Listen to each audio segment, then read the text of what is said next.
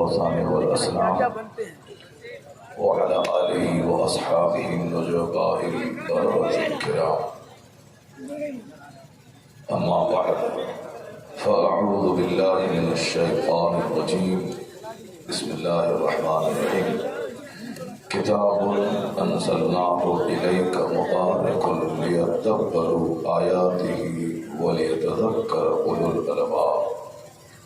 صدق الله العظيم. وقال النبي صلى الله عليه وسلم إن الله يرفع بهذا الكتاب أقواما ويضع به آخرين. صدق رسوله النبي الكريم صلی اللہ تعالی علیہ وآلہ وصحبہ وسلم اجمعین. ایک بار محبت سے درود شریف پڑھیں. اللهم صل على سيدنا ومولانا محمد معدن الجود والكرم وآلہ وبارک وسلم صلاة وسلام علیہ یا رسول اللہ. جو لوگ چلے گئے اسے جانے دیں اور جو لوگ بیٹھے ہوئے ہیں وہ آرام سے بیٹھ جائیں. ابھی رات کے 2-3 نہیں بجے ہیں. ابھی آپ کے سامنے ایک لمبی رات باقی ہے. ابھی تو آپ نے اسد بھائی کی نعت سنی ہے. اسد بھائی کی نعت آج میں لگ بھگ 20-25 سال سے سن رہا ہوں اور 25 سال پہلے جو ان کی آواز میں جاذبیت تھی، جو شیرینی اور مٹھاس تھی، چھوڑ دیا 2.5 گھنٹے کو ہاتھ میں رکھا کرتے ہیں ہٹا دیا اس کو. جو جاذبیت تھی اور جو مٹھاس تھی آج 25 سال کے بعد ہی وہ مٹھاس موجود ہے. سبحان اللہ. یہ نعت رسول پڑھنے کا انعام ہے اسد بھائی کو ماشاء اللہ. وہ انعام ایسا انعام ہے کہ لوگ جوان ہوتے ہیں تو آواز کمزور ہو جاتی، بوڑھے ہوتے ہیں تو آواز کمزور ہو جاتی، لیکن یہ بڑھاپے کی طرف بڑھ رہے ہیں اور ان کی آواز جوانی کی طرف لوٹ رہی ہے. سبحان اللہ. جب شروع میں کھڑے ہوتے ہیں تو لوگ سمجھتے ہیں کہ شاید اسد بھائی آج کمزور ہیں، 2-4 جلسے سے تھک کے آئے ہیں، اس لیے ہو سکتا ہے کہ آج شاید وہ جم کے نہیں پڑھ پائیں. مگر اعلیٰ حضرت کے کچھار کا یہ شعر دھیرے دھیرے جب آگے کی طرف بڑھتا ہے تو ایسا لگتا ہے کہ جیسے کئی دن سے آرام کر کے آج کے جلسے کے لیے ہی پڑھنے ہوا ہے. سبحان اللہ. اللہ تبارک و تعالی انہیں مرتے دم تک نعت رسول مقبول پڑھنے کی توفیق عطا فرمائے.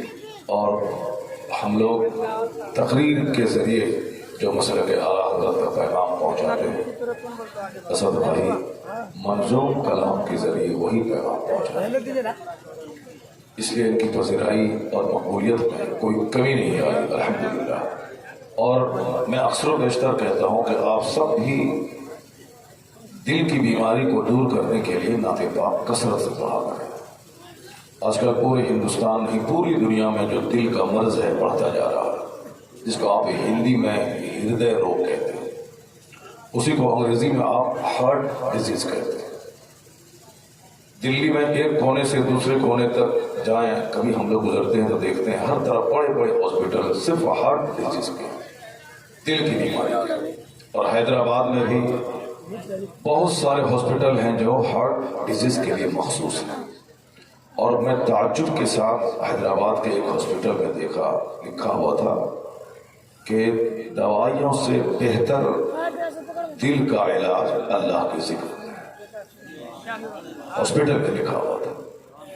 اور یہی پیغام ہمارے علماء دیتے ہیں کہ کروڑوں روپے کی دوائی سے وہ فائدہ نہیں ہوتا ہے جو دلوں کے مرض کو مصطفیٰ کے نام سے فائدہ پہنچاتا ہے. آپ کو یقین نہیں آئے تو آپ بھی نعت پڑھنا شروع کر دیں. جو دل کے مریض ہیں ان کو کہہ دیں کہ آپ نعت پڑھیں. نعت پڑھنے کی وجہ سے جو ان کے دل کو چین ملے گا، جو 2-4 سال کے بعد اچھے ہونے والے ہوں گے وہ 2 مہینے کے اندر اچھے ہو جائیں. چونکہ نعت نبی اور اللہ کے ذکر سے دل کو بہت سکون ملتا ہے.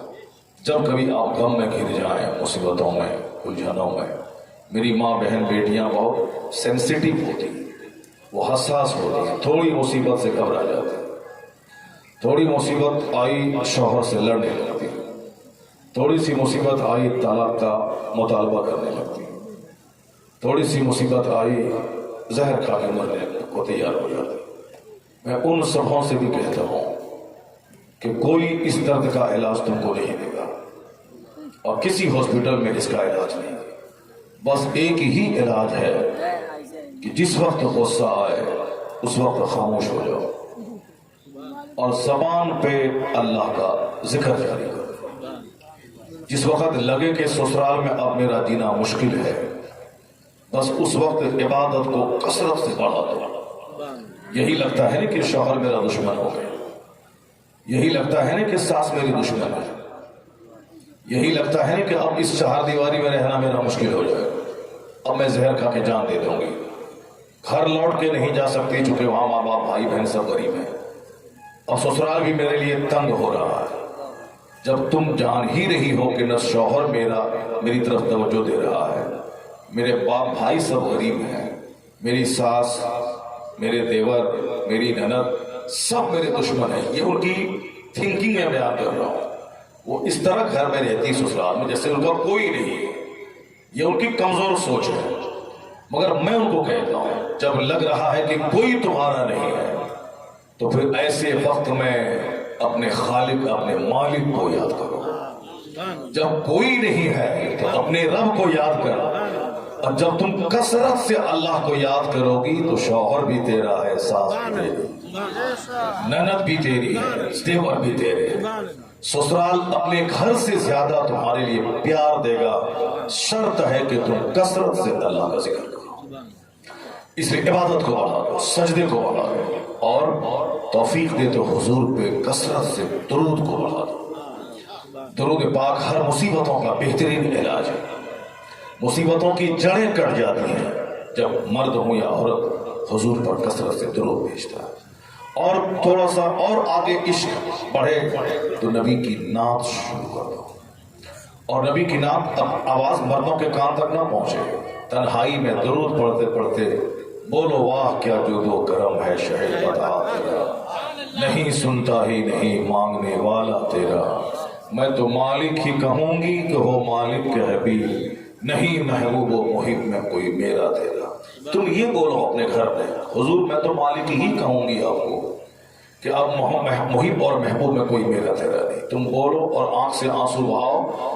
سسرال والوں سے جنگ کرنے میں جو آنکھ سے آنسو کے قطرے نکلتے ہیں اس آنسو کے قطرے کو روک دو، حضور کی محبت میں آنسو بہاؤ، سسرال تیرے لیے جنت کے لیے قابل رشک بن جائے، تمہارا سسرال قابل رشک بن جائے گا، اس کو اپنا مستقل ٹھکانہ سمجھو گے۔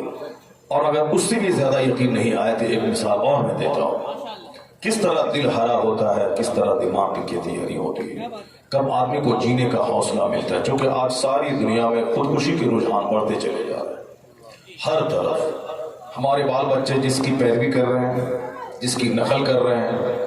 میں کل بھی دہلی میں نے کہا تھا کہ تم جو منہ میں گٹکا 24 گھنٹے کھاتے ہو کس کی نقل کر رہے ہو؟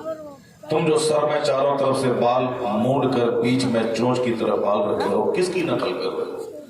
تم جو پھٹا ہوا جینس پہن رہے ہو کس کی نقل کر رہے ہو؟ میری ماں بہن بیٹیاں جو جینس اور ٹی شرٹ پہن کے دوپٹہ ہٹا کے چل رہی ہیں کس کی نقل کر رہی ہو تم؟ کیا تم نے سنا ہے کہ فاطمہ الزہرا نے ایسا کیا، یا غوث پاک کی ماں نے ایسا کیا، یا غوث پاک کی بیویوں نے ایسا کیا، یا محبوب الہی کی ماں نے ایسا کیا، یا تمہاری مسجد کے امام کی بیوی ایسا کرتی ہیں؟ نہیں، ایک جواب تمہارا ہوگا کہ بمبئی میں جو ایکٹریس ہے فلم میں کام کرنے والی، میں اسی کی نقل کر رہی ہوں۔ میرے بیٹے جو نقل کر رہے، ہاتھ میں دھاگا کیا امام نے باندھا؟ کیا کسی پیر نے باندھا؟ کیا تاج الشریعہ کو دیکھا؟ کیا تم نے کتابوں میں پڑھا کہ غوث پاک نے یا خواجہ غریب نواز ایسا کرنے کو کہا؟ آخر یہ ہاتھ میں دھاگا، گلے میں چین، انگلی میں سونے کی انگوٹھی، سر کے چاروں طرف مونڈے ہوئے بال، پھٹا ہوا پینٹ، میرے بچوں کی جو تصویر ہے آج سماج میں، ہاتھ میں موبائل، 24 گھنٹے اسی پہ نگاہ اور منہ میں گٹکا، نہ دیکھنا ہے کہ سامنے کون ہے، نہ سلام کا جواب دینا ہے۔ یہ جو حلیہ اس کا بنا ہوا ہے جغرافیہ، ان سے کہا جائے کہ کس کی نقل، کس کی امیٹیشن کر رہے ہو، کس کی نقل تم کر رہے ہو؟ کچھ جواب نہیں بنے گا اس سے، इशारा अगर होगा तो वो फिल्म इंडस्ट्रीज का नाचने वाला, गाने वाला, एक्टर, तो तुमको नहीं मालूम है कि उस एक्टर की जिंदगी कैसी बसर हो रही है। तुम तो उसकी नकल में इंजॉय करना चाहते हो कि हम ऐसा पहनेंगे, ऐसा खाएंगे, ऐसा देखेंगे, जिंदगी में मजा मिल जाएगा। हर तरफ इंजॉय करने के लोग ऐसा करते हैं, लेकिन तुमको ताज्जुब होगा कि उस फिल्म इंडस्ट्रीज में जिसकी नकल तुम जैसे लाखों लड़के करते हैं, नहीं देखा तुमने, वो जहर खा के जान दे दी, वो फांसी के फंदे पे लटक गया। सुशांत सिंह राजपूत इसी कोरोना काल में फांसी के फंदे पे लटक गया। उसके 10 दिन के बाद फिल्म में करोड़ों रुपए कमाने वाली एक फिल्म पे सिग्नेचर करके उसकी लाश सड़ गई, अपने घर में खुदकुशी कर गई। दुनिया भर का एक जबरदस्त फिल्मी एक्टर कॉमेडियन है चार्ली चैपलिन। जब भी गूगल खोले आप चार्ली चैपलिन का नाम बोले, उसका एक मकूला सामने आता है। वो कहते हैं कि I like to walk in the rain, nobody can see my tears. जरा गौर से सुनना, उसके बाद फिर तुम भाग जाना यहां से। चार्ली चैपलिन कहता है, कौन? जिसके करोड़ों फैंस हैं, करोड़ों की तादाद में, और फिर वो ब्रिटिश फिल्म स्टार है, वो ब्रिटिश, इंडिया का नहीं, ब्रिटेन का। वो कहता है कि मैं अंदर से इतना दुखी हूं कि जी भर के मुझको रोने को दिल कर रहा, और फिर बारिश हो उस वक्त मैं रोऊं ताकि कोई मेरी आंख के आंसू को देख नहीं सके। I like to walk in the rain, nobody can see my tears. मैं बारिश में टहलना चाहता हूं ताकि जी भर के रोऊं और कोई मेरे आंसू को देख नहीं पाए। कौन? जिसके पास खरबों का घर है। मेरे और आपके पास क्या हो सकता है? 50 करोड़ का घर, अगरचे करोड़ों में किसी किसी का होता है, ज्यादातर मैक्सिमम घर 10 लाख, 20 लाख, 25 लाख, 50 लाख, 1 करोड़। 1 करोड़ का घर कोई बनाता है तो सारा समाज देखने को आता है। और जहां जिनके पास 50 करोड़ का मामला हो, हम लोग Swift, Dzire, Innova, Crysta, Fortuner, ज्यादा से ज्यादा 50 लाख की कार बिहार की सड़कों पे दौड़ रही है। 2 करोड़ की कार बमुश्किल तमाम 1-2 मिलेगी। अभी सुना कुछ दिन पहले 10 करोड़ की कार पटना में जागवार कंपनी की एक कंपनी वाले ने अपने एक वर्कर को गिफ्ट किया था, 10 करोड़ की कार। सिर्फ सुनते ही रहिए, सड़कों पे देखने को नहीं मिलती। क्या चलाएंगे हम लोग? Swift, Dzire, Creta, Scorpio, Fortuner, Crysta, यही मारुति 800, आल्टो, केटीएम, यही सब चला सकते हैं। और वो फिर ब्रिटिश फिल्म स्टार कई करोड़ रुपए की कार चलाता है, अंदर से इतना दुखी है कि जी भर के रोने को जी चाहता है। डॉक्टर के पास जाके कहा कि डॉक्टर बाबू मेरा इलाज करो, मैं बहुत दुखी हूं। डॉक्टर बोला चार्ली चैपलिन का शो देखा करो। कहा जिसका शो देखने का मशवरा तुम दे रहा है वो कोई दूसरा नहीं, वो मैं ही हूं। डॉक्टर खुद खमसदा हो गया कि जिसका शो देखकर मैं अपना टेंशन दूर करना चाहता हूं, ये शख्स अंदर से इतना दुखी है, तो क्या फटा हुआ पैंट पहनना, क्या जोकर की तरह बाल रखना, क्या गुटखा खा के क्या इंजॉय करना चाहते हो? नहीं है सच्ची खुशी किसी एक्टर के पीछे पागल होने। पागल होकर तुमने देख लिया, जिंदगी तुम्हारी अधूरी रह गई, कोई लज्जत नहीं, ना माँ बाप के लिए बहुत बड़ा काम कर पाए, ना समाज के लिए कोई बड़ा काम कर पाए, ना ही जन्नत का कोई काम कर पाए। तो सारी जिंदगी जिसके पीछे भागे, नतीजे में क्या मिला? आंसू। नतीजे में क्या मिला? खुदकुशी। नतीजे में क्या मिला? वहां से कौन सा तोहफा मिला? जहर खुरानी का, खुदकुशी का तोहफा, आग में जल जाने का तोहफा, पुल से नदी में कूद जाने का तोहफा, माँ बाप को कत्ल कर देने का तोहफा। नहीं सुना? बाजू पड़ोसी मुल्क नेपाल है, उस नेपाल के राजघराने का एक लड़का सिर्फ एक लड़की से मोहब्बत करके अपने खानदान के 17 लोगों का कत्ल कर दिया उसने। 17 लोगों का, राजघराने का लड़का जिसकी हुकूमत थी नेपाल में, और आज वहां उसकी हुकूमत खत्म हो गई, बादशाहत ही खत्म हो गई। अपनी फैमिली के साथ 17 लोगों को उन्होंने कत्ल किया सिर्फ एक लड़की की खातिर। अब आप बताएं कि क्या मिला? उस फिल्म के एक्टर की पैरवी करके तुमने अपना घर उजाड़ डाला, माँ बाप की सारी उम्मीदों पे पानी फेर दिया, समाज में माँ बहन बेटियों की इज्जतें नीलाम हो रही, जिनाकारी शबाब पे आ गई, उसकी नकल करके घर घर में आग लग गई, जिंदगी का सुकून खत्म हो गया। یہ جلسہ تمہیں آواز دے رہا ہے کہ جس کی نقل کر کے تم اپنی زندگی کو تباہ کر ڈالے، اب یو ٹرن لے لے زندگی میں، واپس آ جا، نہیں ہے اس کی پیروی کرنے میں خوشی، اب واپس لوٹ جا۔ جو تمہیں یہاں خوشی دیں گے، جو مرنے کے بعد خوشی دیں گے، جو تنہائی میں خوشی دیں گے، وہ ایک ذات ہے نام محمد، مصطفیٰ سے سچی محبت کر لے، پھر دیکھنا یہاں زندگی میں چہرہ کھلا رہے گا، مرنے کے بعد حضور کی شفاعت سے جنت الفردوس میں داخلہ ہو جائے گا۔ نہیں نوبت آئے گی خودکشی کی، نہیں نوبت آئے گی زہر کھانے کی، نہیں نوبت آئے گی اپنی ماں اور اپنے باپ کو پستول سے مارنے کی، نہیں نوبت آئے گی ساری زندگی اپنے پڑوسی سے کیس لڑتے ہوئے کچہری جانے کی، نہیں نوبت آئے گی طلاق کی اور تکرار کی، نہیں نوبت آئے گی خطرناک امراض کی، بس صرف مصطفیٰ کی غلامی کا پٹا گلے میں باندھ لے، جس کا پیغام اعلیٰ حضرت نے آج سے 100 سال پہلے دیا تھا کہ بس زندگی کا فوکس اسی پہ کر دے کہ انہیں جانا انہیں مانا، نہ رکھا غیر سے کام، للہ الحمد میں دنیا سے مسلمان ہو جا۔ سارا سکون مصطفیٰ کی غلامی میں اللہ نے رکھ دیا۔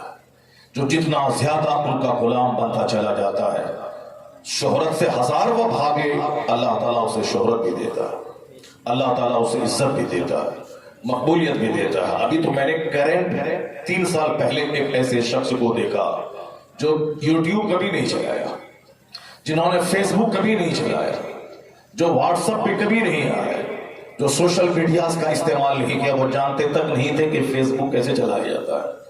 جب میرے جیسا آدمی نہیں جانتا ہے کہ فیس بک کیا ہے، فیس بک پہ کیا ہوتا ہے، تو وہ تو ہمارے مرشد تھے 3 سال پہلے۔ میں نے ان کو ٹویٹر پہ، انسٹاگرام پہ، یوٹیوب پہ، فیس بک پہ کبھی نہیں آیا۔ ساری زندگی وہ کہتے تھے کہ جو شہرت میری ہو گئی، میں یہ بھی نہیں چاہتا تھا، اس شہرت میں خطرات بہت زیادہ ہیں۔ وہ کہتے تھے کہ میں تو چاہتا تھا کہ ایک مسجد کا مدرسے کا مدرس بن کے رہوں۔ جو شہرت ہو گئی دنیا میں اس کا متمنی نہیں تھا، میں اس کا طلبگار نہیں تھا، بس ایک لائبریری میں قیدی بن کر اپنی کتابوں کا مطالعہ کرتا رہتا۔ جنہوں نے اپنے آپ کو ان ساری سوشل میڈیا سے الگ رکھا، اللہ نے خدمت دین کا انعام یہ دیا، خدمت دین کا انعام یہ دیا کہ پوری دنیا میں رات میں کسی ایئرپورٹ پہ قدم رکھ دیتے تھے تو وہ ایئرپورٹ شہر کے لیے قابل رشک بن جاتا تھا۔ افریقہ کے جنگل میں قدم رکھ دیتے تھے تو افریقہ کا جنگل وائٹ ہاؤس کی چمک دمک کو لیے رہتا تھا۔ بہار کے دیہات میں آ جاتے تو 6-6 لاکھ کا مجمع 10-10 گھنٹے تک ان کے چہرے کے دیدار کے لیے منتظر رہتا تھا۔ کون تھا وہ نام جو پوری دنیا کا بھرمن کیا اور ہر جگہ اسی شان سے استقبال ہوا، دیہات ہو یا شہر؟ میرے جیسے لاکھوں لوگ تمنا لے کے رہ گئے کہ میرے گھر میں آ جاتے ہو، میرے مدرسے میں آ جاتے ہو، میرے شہر میں آ جاتے ہو۔ میری طرف بے شمار لوگ ایسے ہیں جن کے شہر میں وہ نہیں گئے، جن کے گھر میں ان کا قدم نہیں پڑا، وہ حسرت کو لے کے رہ گئے مگر ان کا قدم ان کے گھر میں نہیں پڑا۔ لیکن جاتے جاتے آخری جلوس میں 100 سے زائد ممالک کے کروڑ لوگ اس کے الوداعیہ جلوس میں شریک ہو کے بتا دیا کہ فیس بک کے ذریعے جو شہرت چاہتا ہے وہ تو صرف ایک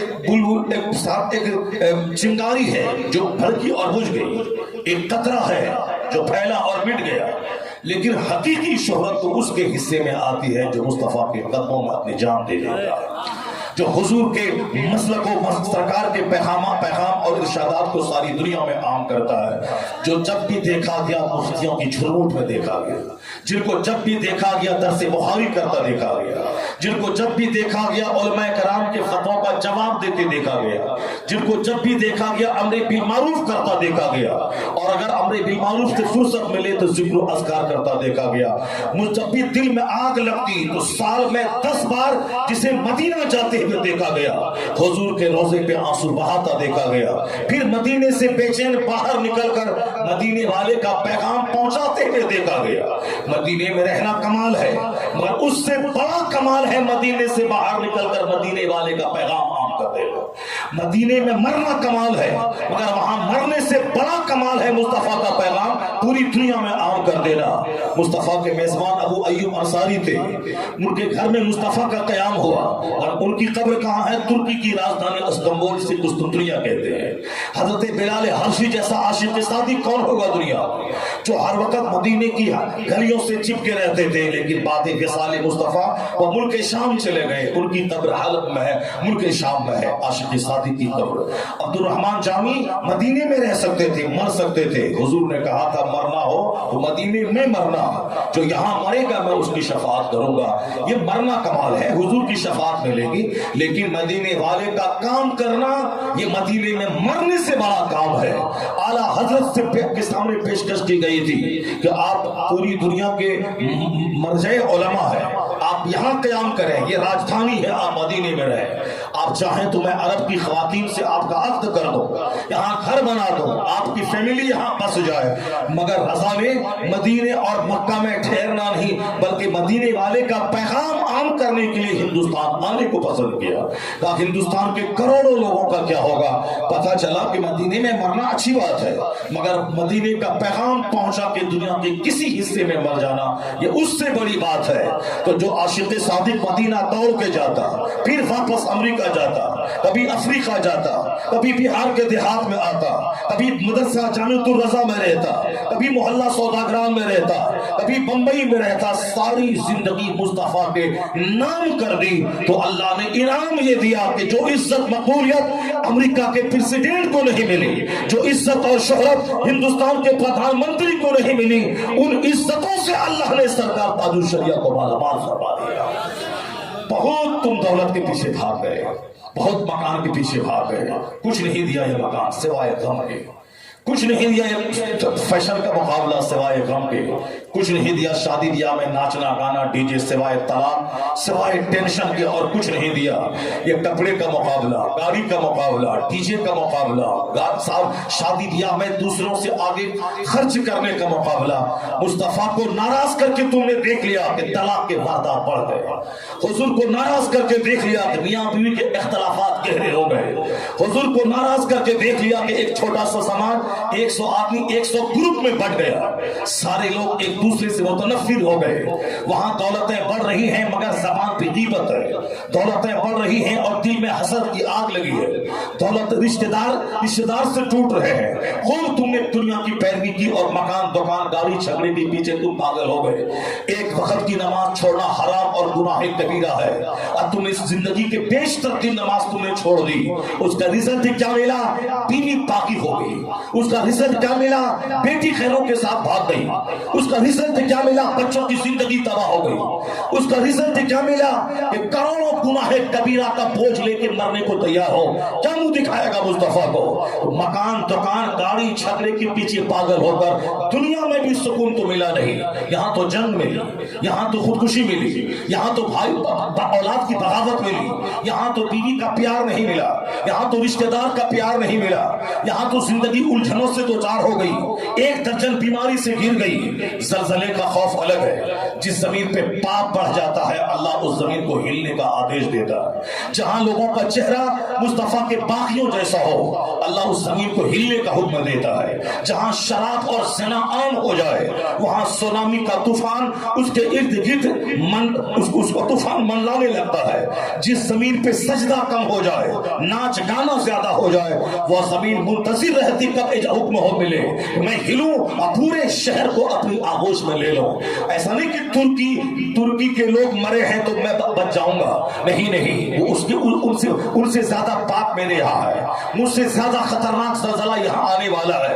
ویگیانکوں نے اور سائنسدانوں نے اس کی پیشگوئی کر دی ہے کہ خطرناک زلزلے کی چپیٹ میں انڈیا ہے, خطرناک زلزلہ کی چپیٹ میں پاکستان ہے, اور بعض ایسے شہر ہیں جس شہر میں مظفر پور اور پٹنہ کا نام شامل ہے کہ ایک وقت ایسا آئے گا اس شہر کا نام تک نہیں رہے گا, یعنی ایک جھوپڑی تک نہیں بچے گی, سارا شہر زمین بوس ہو جائے گا. خطرناک سب پیش گوئی ہے. وہی سائنٹسٹ نے جس نے 4 دن پہلے کہا تھا کہ خطرناک زلزلہ لبنان, اردن, شام اور ترکی کے علاقے میں آنے والا ہے, اور 72 یا 78 گھنٹے کے اندر جلد یا دیر یا سویر آپ ابھی 2 دن کے بعد ہی خطرناک زلزلہ آیا جس نے لاکھوں لوگوں کو اپنی چپیٹ میں لے کے چلا گیا. بچے ملبے میں دب گئے, ماں باپ مر گئے, بچے زندہ ہیں, بچے زندہ ہیں, ماں باپ زندہ ہیں, بچے مر گئے.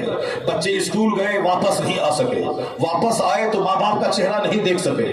بچے ملبے میں دب گئے. اپنا گھر 25 سال کما کے اپنا ہی گھر بنایا تھا, کیا خبر تھی کہ وہ گھر ہی اس کے قبرستان میں بدل جائے گا, اسی گھر کے ملبے میں لاش سڑ جائے گی اور کوئی نکالنے والا نہ ہوگا. ایسا نہیں کہ ان کے ساتھ ہوا ہے میرے ساتھ نہیں ہوگا.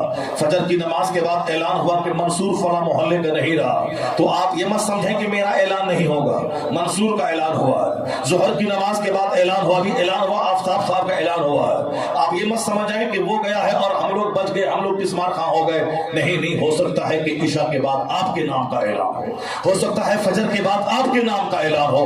تو کیوں نہیں سینہ کانپ رہا ہے ترکی کے زلزلے سے کہ میرا گھر میری قبر میں تبدیل ہو جائے, میں راستے سے گزروں میری کار زمین میں دھر جائے, چونکہ زمین پھٹ گئی, بہت ساری کاریں زمین میں گم ہو گئی. عقل مند وہی ہے جو دوسروں سے عبرت حاصل کرے, عقل مند وہی ہے جو دوسروں کا انجام دیکھ کے ڈر جائے. یہاں دل زندہ رہے تب نہ اس کو دیکھ کے ہاں ڈرے, یہاں تو دل مر چکا ہے, گناہ کبیرہ کرتے کرتے دل اندھا ہو چکا ہے. یہاں تو بڑے بڑے کرائم کرتے کرتے جو انسانی جذبات ہیں وہ ختم ہو چکے ہیں.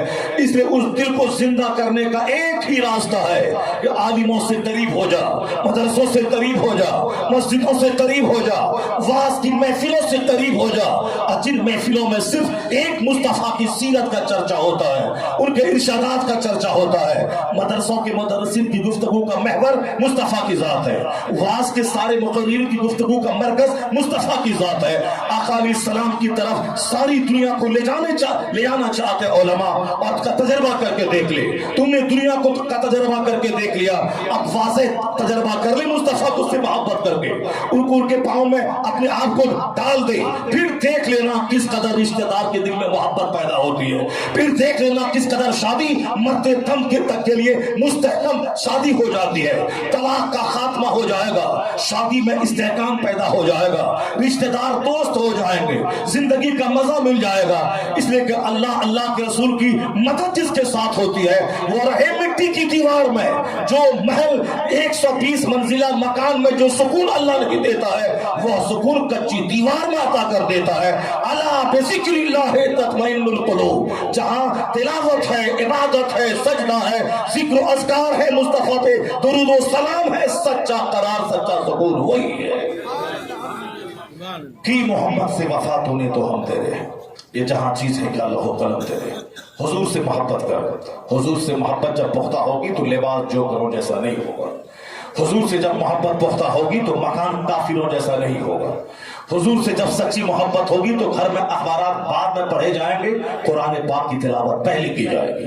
حضور سے سچی محبت ہوگی تو ڈی جے کا خاتمہ ہو جائے گا, شادی مسجدوں میں ہونے لگے گی, سمپل ہونے لگے گی, چونکہ ساری دنیا کے مالک و مختار اختیارات کی موجودگی میں وہ چاہتے تو 1 لاکھ صحابہ کو بولا کہ جنت کا کھانا کھلا دیتے, اپنے داماد علی کے سر پہ جنت کے سونے کا تاج پہنا دیتے, اپنی بیٹی فاطمہ کو سر سے لے کے پاؤں تک جنت کے ہیرے جواہرات کا زیور ڈال دیتے.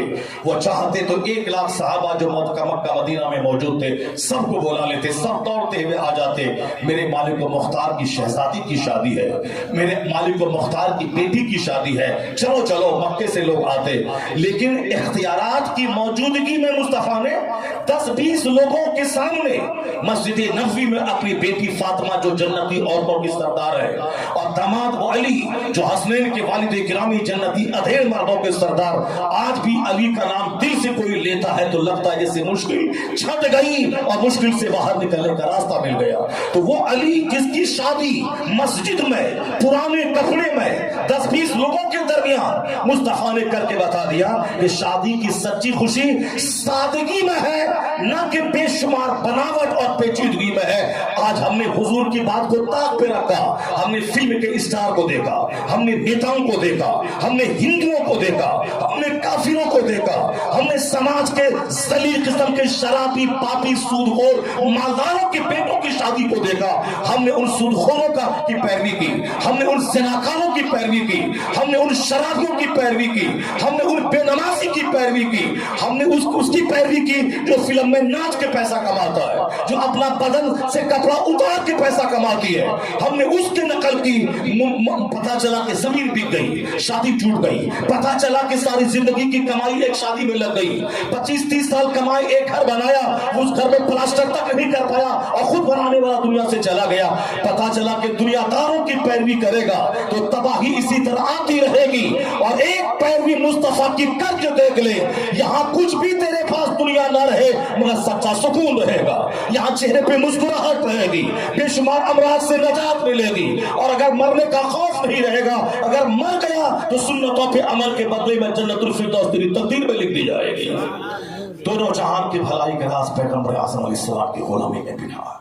اس سے ہٹ کے جو بھی جیے گا, جہنم کی آگ تو وہاں ہے جہاں ادنا درجے کے جہنمی کو آگ کے 2 کھڑاون پہنا دیے جائیں گے اور اس کی گرمی سے سر ایسا کھولے گا جیسے کہ کڑھائی میں رکھا ہوا تیل آگ پہ کھولتا ہے. اور وہ شخص سمجھے گا کہ سب سے بڑا عذاب مجھ کو ہو رہا ہے, حالانکہ جہنم کا سب سے ادنا ترین عذاب وہ ہوگا. جب ادنا عذاب کا یہ عالم ہوگا تو بڑے بڑے عذاب کے بارے میں تصور کریں تو کلیجہ پھٹ جائے گا. صرف ہمارے بڑبڑ کرنے سے, بکواس کر دینے سے وہ جہنم ختم نہیں ہو جائے گا. ہمارے ناچنے گانے کودنے ڈی جے بجانے اسلام مسلمان سرکار قرآن کا مذاق اڑانے سے وہ جہنم ختم نہیں ہو جائے گا. چاہے 1000 ہم ناچیں کودیں گائیں شراب پیے اچھلیں ننگے ناچیں, اس کا مطلب یہ نہیں کہ کوئی موت نہیں آئے گی. اور آج کل تو اکثر ناچنے والوں کو ہی موت آ رہی ہے. آپ نے سنا ہوگا کہ ابھی 2-4-10 ڈانسر کی موت ناچنے کے کرم میں ہو گئی. کلکتہ وغیرہ میں تو وہاں تو ناچ پارٹی ہے اور اس کی پریکٹس ہوتی ہے, اور شادی بیاہ میں مالدار لوگ اس ناچ پارٹی کو بلاتے ہیں اور پھر وہاں باضابطہ طور پر بھیڑ جٹانے کے لیے ڈانس کا سہارا لیا جاتا ہے تاکہ شادی کی محفل میں بھیڑ جٹ جائے. آج کل مردوں کو جانے کی فرصت تو ہے نہیں شادی میں. آپ جہاں بھی دیکھیں صاحب منگنی میں عورتوں کی بھیڑ, جس طرح کافروں ہندوؤں کے ہاں مندروں میں عورتوں کی بھیڑ, ان کے تھان پہ اور عورتوں کی بھیڑ, ان کی شادی میں عورتوں کی بھیڑ. چونکہ مرد کمائیں گے سارا کام عورتیں کر رہی ہیں, اسی کا دیکھا دیکھی. بازارات پہ ہمارے یہاں عورتوں کی بھیڑ, میلہ ٹھیلا میں عورتوں کی بھیڑ, اور بارات میں بھی اب عورتوں کی بھیڑ.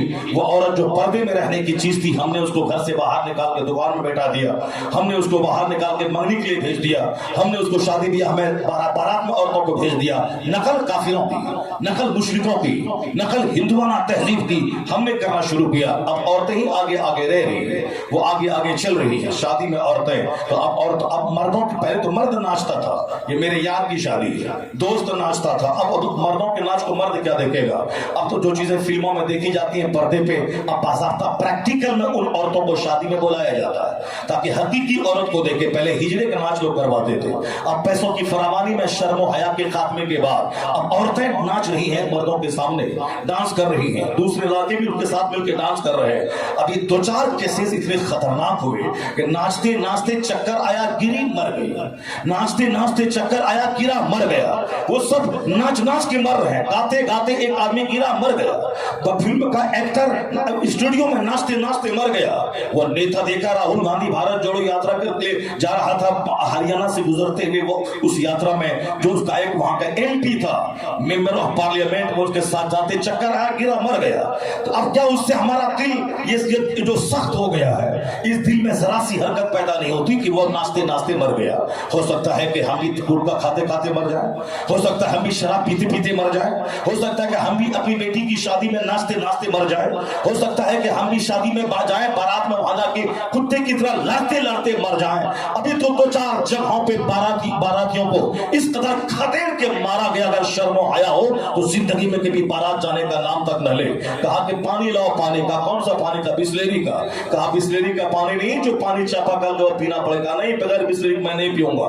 वो टेबल तोड़ना शुरू किया। मैं लड़का वाला हूँ, मैं बाराती आया हूँ, हमारे पास टाइम नहीं है, मैं टाइम निकाल के खाने पीने आया हूँ। शादी में लड़का को लड़की मिलेगी, लड़की के बाप को सामान मिलेगा, हमको क्या मिलेगा? मैं खाने आया हूँ, मुझको तो मटन देना होगा, बिस्लेरी का पानी देना होगा। घर वाले ने बोला पकड़ो इसको, मारो खदेड़ के। इतना समाज वालों ने मारा कि इसको जूता चप्पल छोड़ छोड़ के सारे बाराती भागे।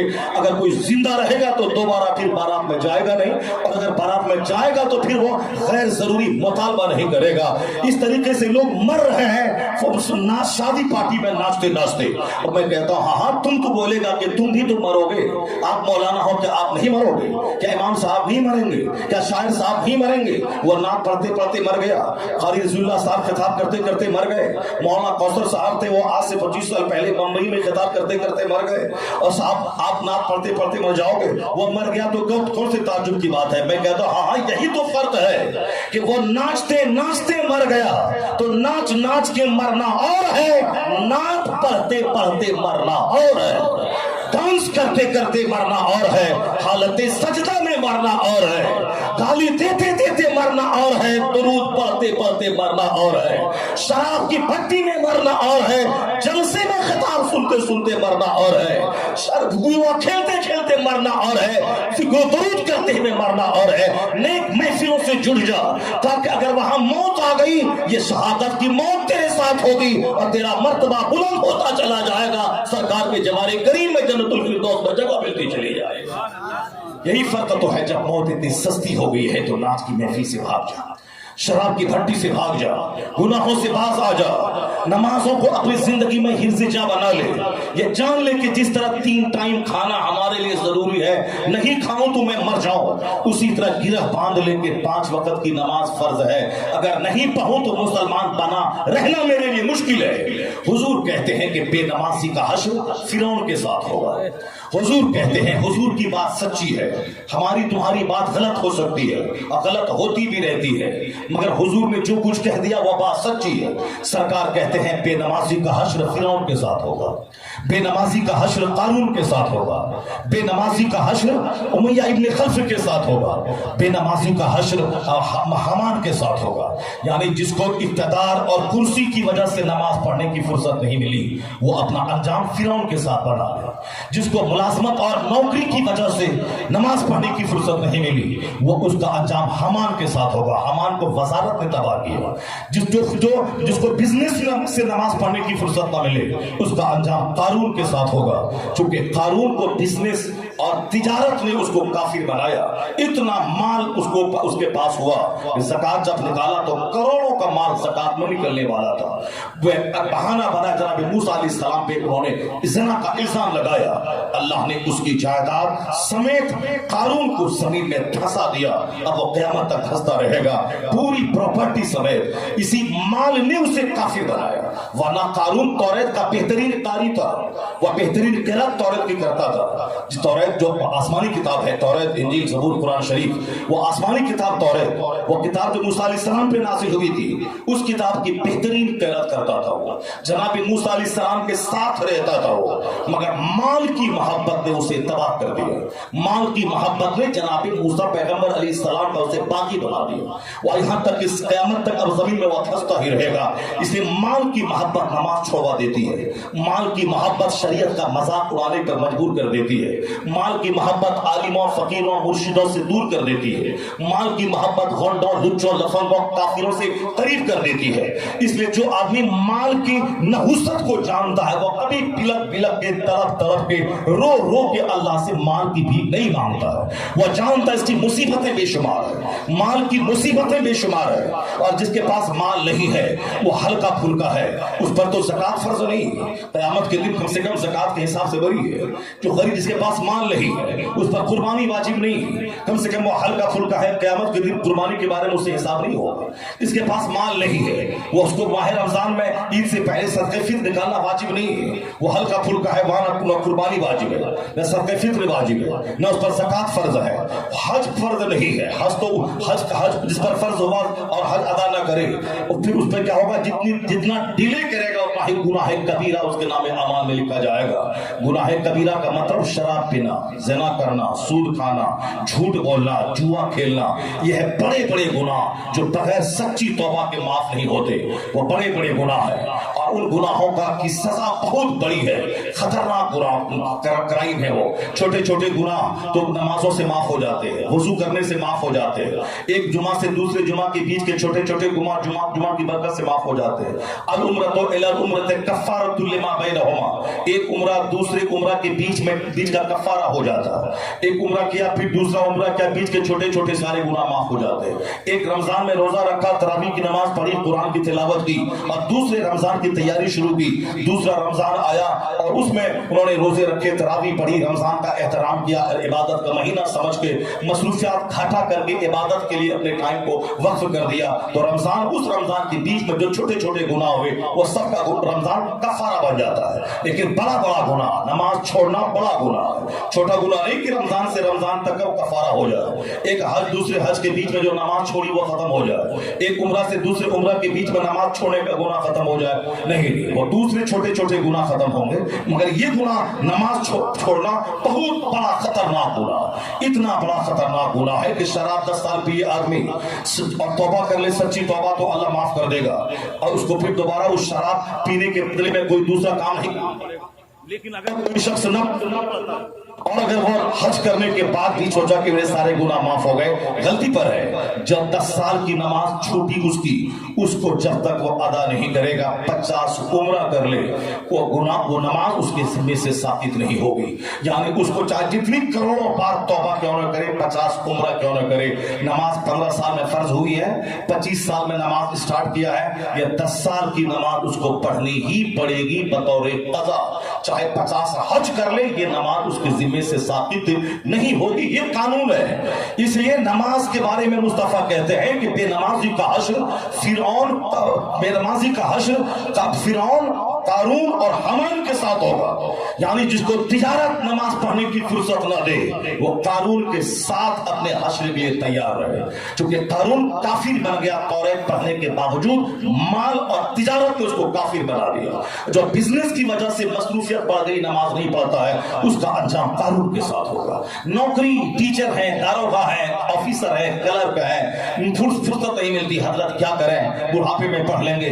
یہاں تو لاکھ کروڑوں بچے, کروڑوں لوگ جوانی میں مر جاتے ہیں, لوگ بوڑھا نہیں ہو پاتا ہے. بوڑھے لوگ اگر سب لوگ بوڑھے ہو جائیں تو سماج میں جوان کم ملیں گے, بوڑھوں کی تعداد بڑھ جائے گی. مگر سماج میں بوڑھے ملتے کتنے ہیں, بوڑھوں کی تعداد کتنی ہے, اکثر موت جوانی میں ہو جاتی ہے. یہ سوچ شیطانی سوچ ہے کہ بڑھاپے میں نماز پڑھیں گے, بڑھاپے میں نیک بن جائیں گے. بوڑھا تم ہوگا کہ نہیں ہوگا, 1 منٹ کے بعد زمین میں دھسے گا کہ 1 منٹ کے بعد آسمان سے پتھر گرے گا, 1 منٹ کے بعد منہ کے بل ٹھوکر لگے گی, گر کے مرے گا, 1 منٹ کے بعد گاڑی سے ٹکرا کے تمہاری لاش کے 70 ٹکڑے ہو جائیں گے. کوئی نہیں جانتا. بڑھاپا ایک لمبی امید ہے, شیطانی وسوسہ ہے جو لوگوں کو جوانی میں عبادت سے روکتا ہے کہ جب عبادت مت کر. اس کو ہمیشہ گرا باندھ لیجیے. 5 وقت کی نمازیں پڑھنا فرض اعظم ہے, اس کا چھوڑنا گناہ اعظم ہے. اس کو چھوڑ کے کوئی نیکی کام نہیں آئے گی, اس کو چھوڑ کر کوئی نیکی کام نہیں آئے گی. نعت پڑھنا یہ فرض واجب نہیں ہے. کوئی زندگی بھر نعت نہ پڑھے, قیامت کے دن سوال ہی نہیں ہوگا کہ تم نے نعت کیوں نہیں پڑھی. کوئی ساری زندگی تقریر نہیں کرے, قیامت کے دن سوال ہی نہیں ہوگا کہ تم نے تقریر کیوں نہیں کی. کوئی مولانا نہیں بنے زندگی بھر, سوال نہیں ہوگا. ایک علاقے میں ایک عالم پورے علاقے کے لیے کافی ہے وہ, لیکن اگر عالم بنے تو فضیلت ملے گی. لیکن عالم بننا سب پر فرض نہیں ہے. تو عالم بننا فرض نہیں ہے مگر نماز پڑھنا فرض ہے. نعت پڑھنا فرض نہیں ہے مگر نماز پڑھنا فرض ہے. تقریر کرنا فرض نہیں ہے مگر نماز پڑھنا فرض ہے. یہ جو چیز فرض ہے, فاتحہ کرنا فرض نہیں ہے, نماز پڑھنا فرض ہے. جلوس محمدی نکالنا فرض نہیں مگر نماز پڑھنا فرض ہے. غوث اعظم کی 11ویں کی نیاز فرض نہیں مگر نماز پڑھنا فرض ہے. خواجہ غریب نواز کی 6ٹھی اور اجمیر جانا فرض نہیں مگر نماز پڑھنا فرض ہے. 12ویں شریف میں فاتحہ دلانا فرض نہیں مگر نماز پڑھنا فرض ہے. محرم شریف میں کھچڑا بنا کے فاتحہ دینا فرض نہیں مگر نماز پڑھنا فرض ہے. یہی تو ہے مسلک اعلیٰ حضرت. جن لوگوں نے کہا کہ نماز وغیرہ کوئی ضرورت نہیں ہے, فاتحہ پڑھیں, غوث پاک کی 11ویں میں بکرا ذبح کریں, محرم میں اکھاڑا بنائے, تازیہ بنائے, امام باڑہ بنائے, پنجا کا जुलूस निकाले जन्नत चले जाएंगे, वो भी जहन्नमी। जो बोलता नमाज पढ़ना जरूरी नहीं वो जहन्नमी, और जो बोलता कि सिर्फ नमाज पढ़, फातिहा हराम, मिलाद हराम, दरगाहों पे जाना हराम, या नबी सलाम अलैह कहना हराम, वो भी जहन्नमी। एक बीच का रास्ता है मसलके आला हजरत कि नमाज भी होगी, फातिहा भी होगी, नमाज भी होगी, जुलूस मोहम्मदी भी निकलेगा, नमाज भी होगी, चादर पोशी भी होगी, नमाज भी होगी, गुलपोशी भी होगी, नमाज भी होगी, मुहर्रम का नियाज भी होगी, नमाज भी होगी, 11वीं का बकरा भी ज़बह होगा, नमाज भी होगी, मज़ारात पे हाज़िरी भी होगी, नमाज भी होगी, महफिले मिलाद भी होगी, नमाज भी होगी, घर में झंडा भी लगाया जाएगा। यही है मसलक आला हजरत कि फर्ज भी अदा होगा, नफ्ल भी अदा किया जाएगा, और ये दोनों मिलकर ये रास्ता सीधा जन्नत की तरफ उसको लेके जाएगा। यही है मसलक आला हजरत। जो लोग सरकार आला हजरत पर उंगली उठाते हैं बदतमीज है, वो नहीं जानते हैं कब्रों का तवाफ हिंदुओं की तरह होता था। जिस तरह हिंदू मूर्ति के इर्द गिर्द घूमता है, तवाफ करता है, उसी तरह सुन्नी लोग मज़ारात का तवाफ करते थे। तवाफ करना हराम है।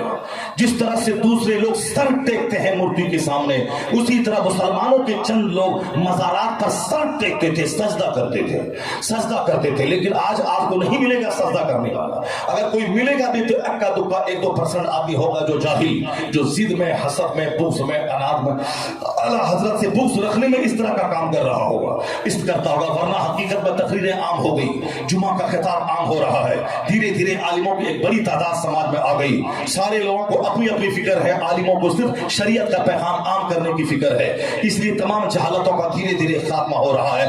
मज़ारात का तवाफ बंद है, मज़ारात को सजदा करना ये बंद है। इस खतरनाक बिदअत का खात्मा किसने किया? मज़ार पर हाजिरी के तरीका आला हजरत ने बताया कि 4 हाथ दूरी पे खड़ा रहें और फातिहा पढ़ें और उनके वसीले से अपने लिए दुआ करें, और जो कुरान पढ़ें इसका सवाब उनकी रूह को पहुंचाएं, और उनके वसीले से रब से दुआ करके वापस पलट जाएं। कब्र को हाथ ना लगाए, गंदा हाथ जो जुल्म से भरा हुआ है उस पाकीज़ा कब्र को न लगाए। या गंदी जबान जो 24 घंटे में कितने बार झूठ बोलती है, कितनी गीबत करती है, कितनी चुगलखोरी करती है, कितनी फजूल पकती है, इस गंदी जबान को उस कब्र से मत लगा। कब्र में वो आराम कर रहा है जो 80 साल में जब से उस पर नमाज फर्ज हुई एक नमाज उसकी कज़ा नहीं हुई। जिस कब्र पे तू जा रहा है उसकी 40 साल तक तहज्जुद की नमाज नहीं छूटी।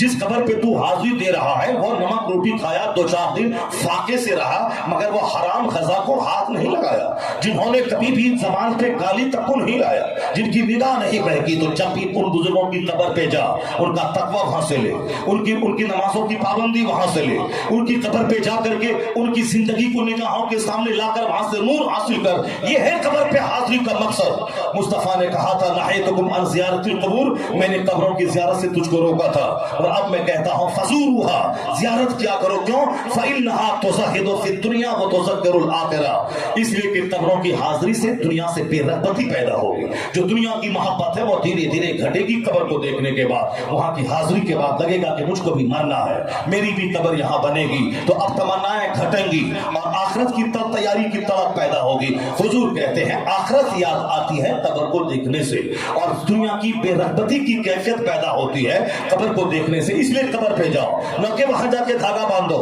न कि वहां जाके तवाफ करो। जाहिलों ने धागा बांधना शुरू किया, जाहिलों ने हिंदुओं को देख देख के वहां ताला बांधना शुरू किया। जिस तरह हिंदू लोग दरख्तों पे ताला बांधते हैं, वहां साफ कपड़ों के चित्रे बांधते हैं, देखे होंगे बहुत सारे दरख्तों में कपड़ों के चित्र लटके हुए रहते हैं, वहां ताला लगा रहता है। उसी तरह का ताला लोगों ने अब दरगाहों में बांधना शुरू कर दिया, उसी तरह के कपड़े लोगों ने दरगाहों में बांधना शुरू किया। वह दरगाह इसीलिए अल्लाह के वली वहां है ताकि मैं वहां जाऊं तो ये देखो कि 40 बरस ईशा के वजू से फजर पढ़ा, तो कम से कम मैं तो इस वजू से वो नहीं पढ़ सकता हूं, कम से ईशा के वजू से ईशा पढ़ लो, फजर की वजह से फजर पढ़ लो, और पूरी रात में 8 घंटे की गहरी नींद ले लो, कम से कम हर नमाज को उसके वक्तों पे तो अदा कर लो। ये वहां से स्पिरिट मिलता है, मगर हमने उसको दुनिया के हासिल करने का जरिया बना दिया। वहां धागा बांधना शुरू किया। किसने इस धागे की बिदअत के खिलाफ जबान खोली? किसने इस ताले की बिदअत के खिलाफ जबान खोली? किसने उस मज़ारात के तवाफ के खिलाफ उन्होंने कलम चलाया? किसने मज़ारात के सजदे के खिलाफ कदम चलाया? बदतमीज हैं वो जो आला हजरत के खिलाफ उनको मुजद्दिद बिदअत कहते हैं। वो नहीं जानता, वो तासुब में बोलता है, वो हसद में बोलता है, वो जलन की वजह से बोलता है। जिस तरह अजमेर का मुजाविर हसद में बोलता है, तासुब में बोलता है कि रजा का सलाम यहाँ नहीं पढ़ा जाएगा, क्योंकि वो जानता है उनके पांव में जो बेड़ियां हैं वो मसलक अहले सुन्नत में वो हराम है। अगर रजा का मसलक वहां पहुंच गया तो फिर उसको बेड़ियां खोलना पड़ेंगी। उसे मालूम है कि रजा का मसलक वहां पहुंच गया तो फिर उसको बहुत सारे खुराफात को छोड़ना पड़ेगा, उसे मालूम है। लेकिन अगर उसका दिल जिंदा है तो वो कभी सलाम पढ़ने वाले को वो खदेड़ के मारेगा नहीं। ख्वाजा गरीब नवाज हिंदुस्तान का असली बादशाह है, दिल्ली का बादशाह नकली है और अजमेर का सुल्तान वो असली बादशाह है जो 800 साल से हिंदुस्तान पे शासन कर रहा है। दिल्ली का नकली बादशाह अदलता बदलता रहता है। आजादी हिंदुस्तान के बाद सबसे पहला बादशाह पंडित जवाहरलाल नेहरू बना, बदल गया। गुलजारी लाल नंदा उसके बाद बना, वो बदल गया। मोरारजी देसाई बने, वो बदल गए। इंदिरा गांधी बनी, वो बदल गए। उसका बेटा राजीव बना, वो बदल गया। पीपी नरसिम्हा राव आए, वो बदल गए। अटल बिहारी वाजपेयी आए, वो बदल गए। चंद्रशेखर आए, वो बदल गए। ये सब बदलेंगे, जो आज है वो भी बदलेंगे। तो दिल्ली का बादशाह बदलता रहेगा और अजमेर का बादशाह कयामत तक नहीं बदलेगा। वो अजमेर का सुल्तान है, क़यामत तक नहीं बदलेगा। वो असली बादशाह है। वो अजमेर में वो क्या वजीर है, उसके जो मुजाविर है वहां, उनको ये समझना चाहिए कि हिंदुस्तान गरीब नवाज का है। यहाँ क़यामत तक जब तक मदरसा रहेगा, मस्जिदों की दीवारें रहेंगी, चेहरे पे दाढ़ियां चमकेंगी, सरों पे टोपियां रहेंगी, एहसान इसी दाइए इस्लाम का रहेगा, इसी दाइए इस्लाम का रहेगा जिन्होंने हिंदुस्तान में इस्लाम की जबरदस्त दावत दी। 90 लाख कुफार मुशरिकीन के खाली सीने में ईमान का नूर अता कर दिया। वही धीरे धीरे बढ़ते बढ़ते आज 40 करोड़ की सूरत में लोग तब्दील हो गए। पूरा हिंदुस्तान उनका है। वो चमन उसने लगाया है। जो चमन लगाता है उसको दर्द होता है चमन से।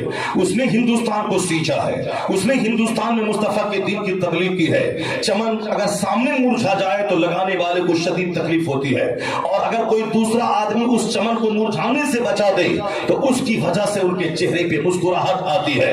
ये तो चप्पल चोरी करने वाला, ये चरस पीने वाला, ये साहब दूसरों के पर्स पे बुरी निगाह डालने वाला, ये चरसी मुजाविर क्या जाने रजा किसका नाम है।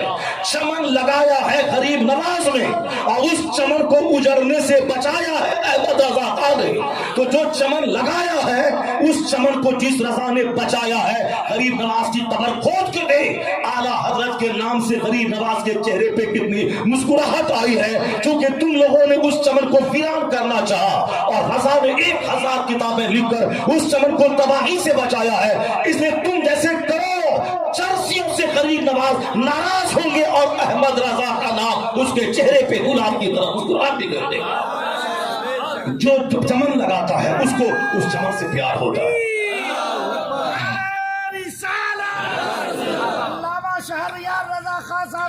जो चमन लगाता है उसको दर्द होता है। ये क्या जा रहा है, ये तो गरीब नवाज के नाम पे पेट पाला है, ये तो गरीब नवाज के नाम पे मकान बनाया है, ये तो गरीब नवाज के शहर में इस्लाम को बदनाम किया है। मुसलमानों की तारीफ रही है मेहमानों की इज्जत करना, मेहमानों का रिस्पेक्ट करना। मेहमान गरीब नवाज के सारे हिंदुस्तान से आते हैं। जब वो हिंदुस्तान का बादशाह है तो बंगाली भी जाएगा, बिहारी भी जाएगा, उड़िया बजाने वाला जाएगा, मराठी भी आएगा, कश्मीरी भी आएगा। सुल्तान का दरबार है, पूरा हिंदुस्तान आएगा। तो जिसकी जबान कश्मीरी है वो कश्मीरी में सलाम पढ़ेगा, जिसकी जबान बांग्ला है वो बांग्ला में सलाम पढ़ेगा, जिसकी जबान गुजराती है वो गुजराती में सलाम पढ़ेगा। ये बंदर भेड़िए, तुमने नहीं जाना कि सुल्तान की बारगाह में लोग आए हैं, तुमने क्यों पाबंदी लगा दी, ये नहीं पढ़ना वो नहीं पढ़ना है, तेरे बाप की जागीर है क्या वो?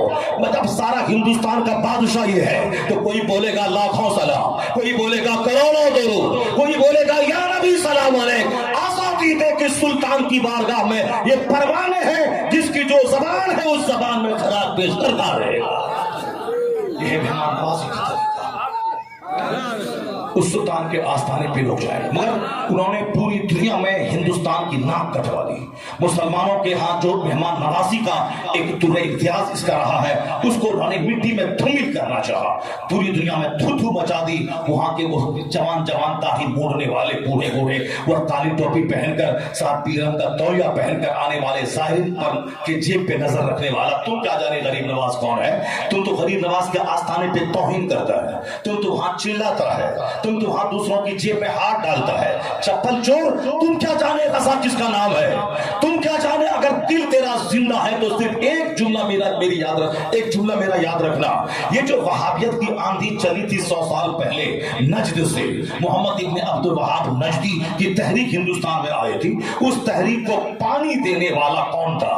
नजद की तहरीक को पानी देने वाला, उसको तो हिंदुस्तान के लोग मिल गए थे, उसको कोई तक़वियतुल ईमान लिख के उसको पानी दे रहा था, कोई सहारनपुर और कोई नदवा और देवबंद से उसको उस तहरीक को मजबूती मिल रही थी। और वह क्या कहता, उस तहरीक का मोटो क्या था कि हिंदू या गैर मुस्लिम ये बड़े खड़े बुद्ध को पूजते हैं और ये सुन्नी मुसलमान पड़े हुए बुद्ध को पूजता है, और जहां उसका तसल्लुत हुआ उसमें वहां से इन तमाम मज़ारात पर जो अहले सुन्नत व जमात के मरासिम हैं, हाज़िरी देना, फातिहा पढ़ना, सब उन्होंने मिटा दिया। जहां उनका बस चला गधेड़ के मज़ार को खोद दिया उन्होंने, उस पर बुलडोजर चला दिया उन्होंने। जिस तरह से वहाबी तहरीक के ज़ेरे असर जन्नतुल बकी में साहबजादान अहले बैत के मज़ार पर गुंबद थे और मस्तूरात अहले बैत, हम मुसलमानों की मुक़द्दस माओं के मज़ारात पर गुंबद बने हुए थे, लोग जाते थे वहां शौक से फातिहा पढ़ते थे।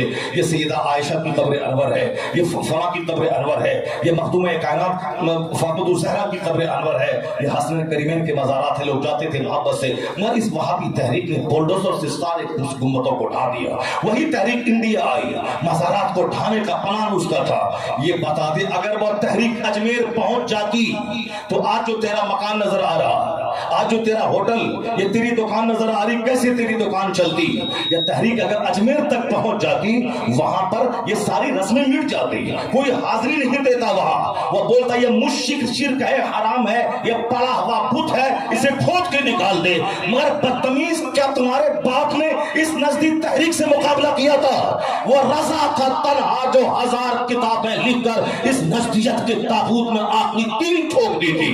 रजा ने उसके सैलाब को रोक दिया था, उसके बढ़ते कदम को रोक दिया था। बता दे किसने उसकी कमर तोड़ी, किसने उसकी बुनियाद उखाड़ी, किसने उस आंधी को अजमेर पहुंचने नहीं दिया? कौन सीना सफर होकर उसके मुकाबला किया? किसने उसके सीने में बरसी और भाला मार के उसे तापाया? वो रजा के नेज़े की मार है कि आंखों के सीने में गार है, किसे चारा जोई का वार है कि ये वार वार से पार है। नारे तकबीर, नारे रिसालत, मसलके आला हजरत, फैजाने गरीब नवाज। ये एहसान सरकार आला हजरत का मानना पड़ेगा, जिन्होंने अहले सुन्नत व जमात का तहफ़्फ़ुज़ किया है, जिन्होंने सरकार दो जहां सलाम की इज्जत पे हमला करने वालों का करारा जवाब दिया और तहफ़्फ़ुज़ नामों से रिसालत का हक उसने अदा किया है। आज अगर हिंदुस्तान में गुस्ताखी हुई थी और अरब ममालिक के लोग बिलबिला उठे थे, तो पहले तो वो कहते थे कि रजा में गुस्सा है, वहां वो मुतशद्दिद है, लेकिन जब मुस्तफा को गाली लोगों ने दिया तो अरब बिलबिला उठा, वो उसके खिलाफ उसकी जबान खुलने लगी। नहीं नहीं, हम गुस्ताखी अपने पैगंबर की कभी बर्दाश्त नहीं करेंगे। तो कल तक तो तेरे बदन में हरकत ना आती थी, लेकिन आज तेरी जबान पे गुस्ताखों के लिए सजा का मुतालबा है। गुस्ताखों के खिलाफ तेरी जबान खुल गई। किसने तेरी जबान को खोला? किसने तेरे सीने को हिलाया? किसने तुम्हारे सुकूत को तोड़ा? किसने तुम्हारे जुमूद को तोड़ा? वह तहरीके रजा है जो अरब ममालिक को हिला के रख दिया। अगर वह गुस्ताखों के खिलाफ जबान खोल रहा है तो जबान उनकी है, हौसला इमाम अहमद रजा का। इस दौर में इश्क़ रिसालत की प्रतीक का नाम है इमाम अहमद रजा। आज अगर हमें आला हजरत से मोहब्बत ना होती तो हम भी जी भर के पानी पी पी करके अहले सुन्नत के मरासिम पे अटैक करते, हम भी गाली देते, हम भी तबरपुजवा कहते, हम भी मुशरिक कहते। और अल्हम्दुलिल्लाह आज अगर हमारा ईमान बचा है इस सदी में तो एहसान इमाम अहमद रजा का फासले बड़े भी का। ये बता दें कि आप ही लोग कहते थे आज से 50 साल पहले ये 12 वफात है। सुन्नी घर में मैं पैदा हुआ, मेरा गांव में एक भी वहाबी नहीं है, सारे लोग सुन्नी बरेलवी हैं, और वहां कोई मशरब की लड़ाई भी मेरे गांव में नहीं है कि वो पीर आयत ये नहीं जाएंगे, ये पीर आयत वो नहीं जाएंगे। सारा गांव टनाटन रजवी है। उस रजवी के मौके पर कौन घर ऐसा ना होगा जो वहां से दौड़ करके बरेली ना आता होगा। वो गांव है मेरा। मगर मेरे उस गांव में आज से 40 साल पहले जब मैं मकतब में पढ़ता था तो कहते थे आज 12 वफात है, आज 12 वफात है, फातिहा दिलानी है। 12 वफात यानी 12 तारीख अव्वल को हुजूर की वफात हुई है, इसलिए 12 वफात आप भी बोलते थे, हर जगह लोग बोलते थे।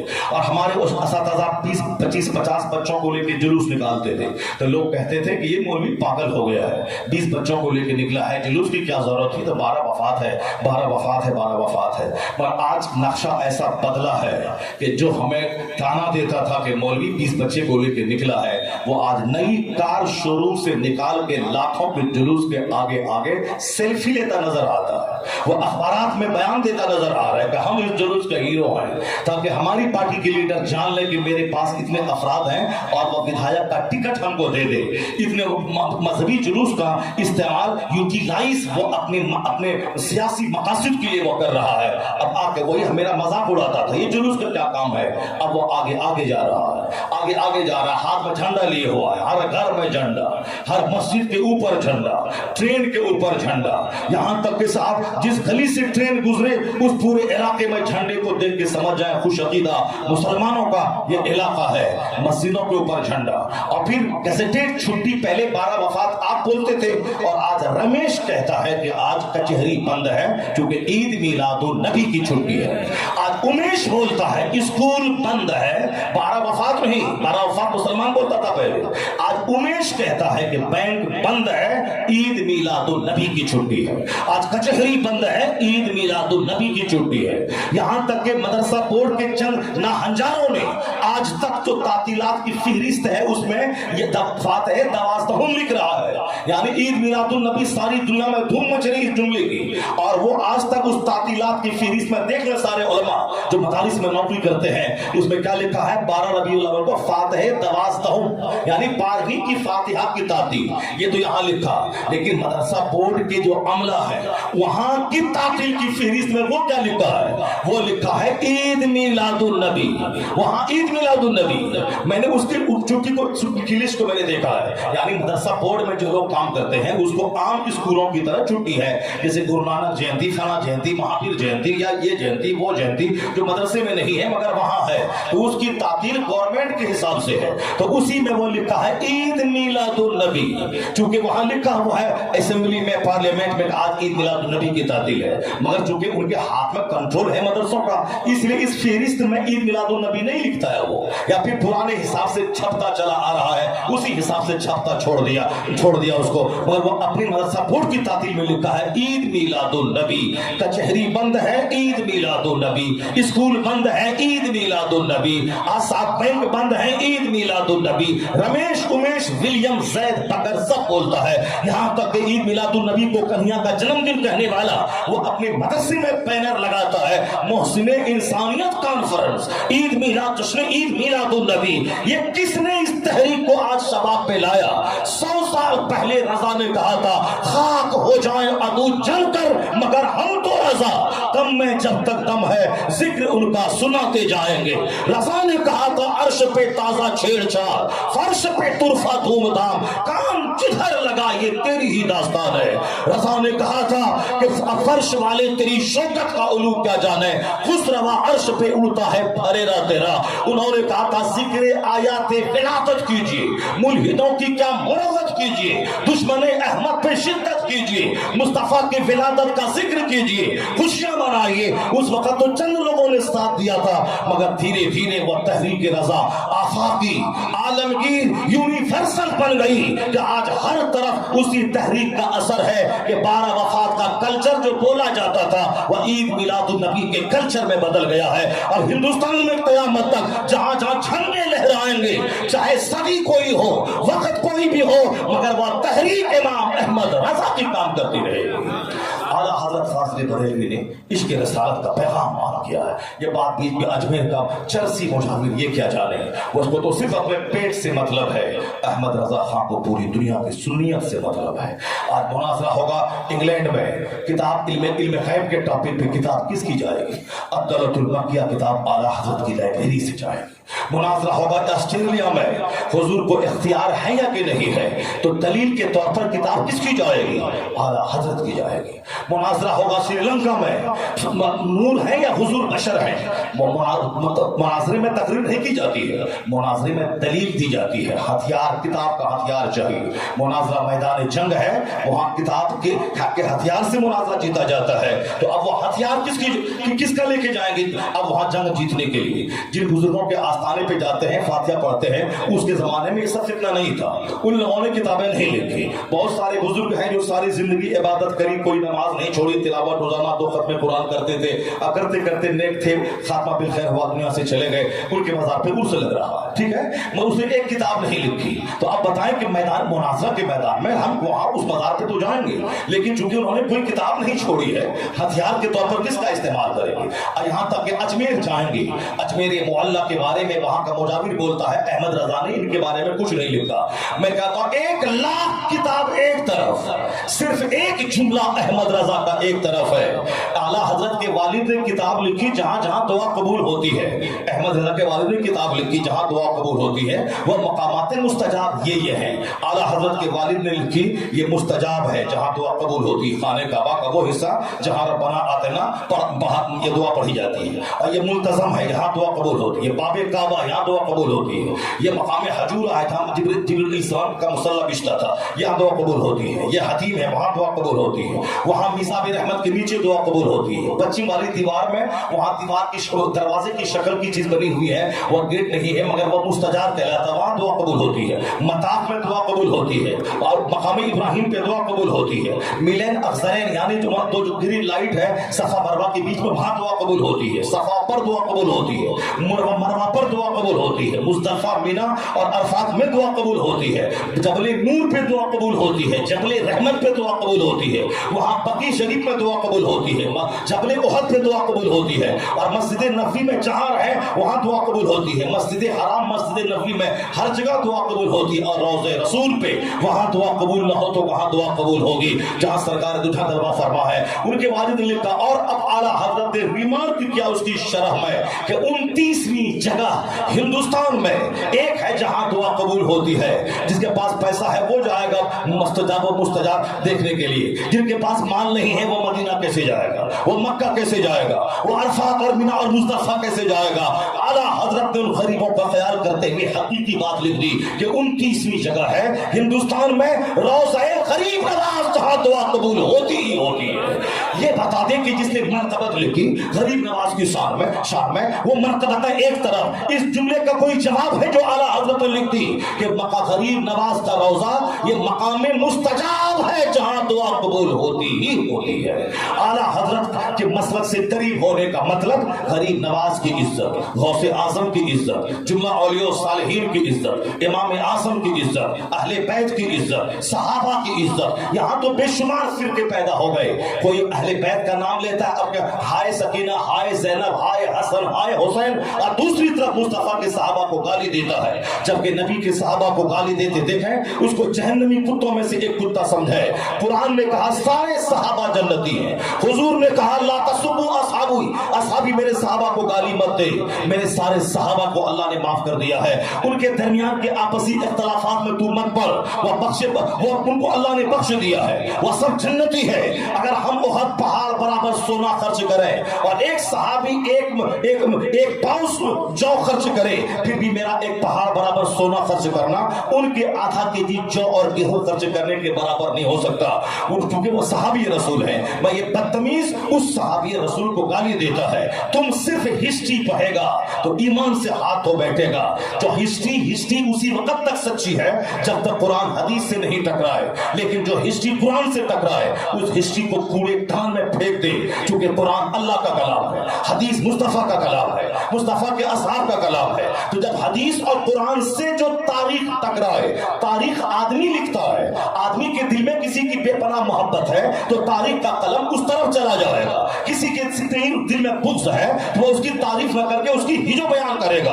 आदमी की कमजोरी है, जिसके ताल्लुक से नफरत है वो अगर समंदर हो तो राई बना के पेश करता है, किसी के तय उसको मोहब्बत है वह राई हो तो तारीफ का पुल बांध देता है। तो تاریخ میں غلطی کا احتمال ہے.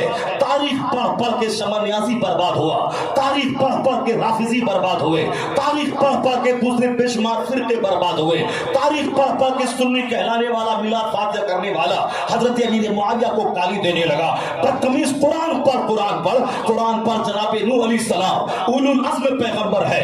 1,24,000 کم و بیش انبیاء کرام میں 313 رسول, اس میں سے 5 اولو العزم رسول, اس 5 میں سے ایک ذات نوح علیہ السلام کی ہے جو صاحب عظیمت رسول ہے. ان کا بیٹا کافر کا کافر رہا.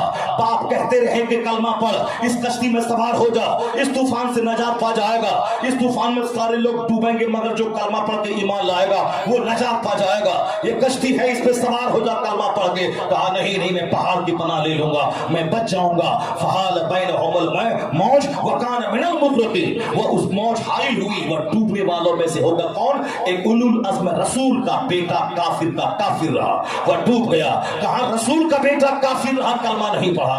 اگر صحابی رسول کا بیٹا اگر فاسق ہو گیا, اہل بیت کا قاتل ہو گیا, باپ نے اسے گدی دے دی, یہ نیک بن جائے گا, ذمہ داری آئے گی تو اہل بیت کی محبت کرے گا, شرطوں کے ساتھ دے دیا, باپ نے دعا دے کے دے دیا. اب باپ کے انتقال کے بعد کل بیٹا زناکار ہو جائے, کل بیٹا شرابی ہو جائے, اہل بیت کا قاتل ہو جائے, تو یہ سارا ٹھیکرا اس کے باپ پہ کیوں کھولتا ہے بدتمیز؟ وہاں جب رسول کا بیٹا کافر ہو گیا, اگر صحابی کا بیٹا کافر ہو جائے کوئی بالفرض, تو اس تعجب کی کیا بات ہے, چوکنے کی کیا بات ہے, گھبرانے کی کیا بات ہے؟ یہاں تو ساری روایتیں موجود ہیں. لوط علیہ السلام پیغمبر ہے, ان کی بیوی اپنی قوم کی محبت میں کافرہ ہو گئی, قوم کی محبت میں اس پر بھی عذاب آیا, پتھر گرا, وہ اسی پتھر میں ہلاک اور تباہ و برباد ہو گئی. ایک نبی کی بیوی اپنی قوم کی محبت میں, وہ قوم جس کو اللہ نے بے پناہ مال دیا تھا, بے پناہ خوشحالی دی تھی, اس خوشحالی کی وجہ سے دماغ میں کچرا بھر جاتا ہے آدمی کا. زیادہ خوشحالی اچھی نہیں ہے, زیادہ دولت اچھی چیز نہیں ہے. جتنی بھی قومیں تباہ ہوئی ہیں سب دولت مند قومیں تھیں.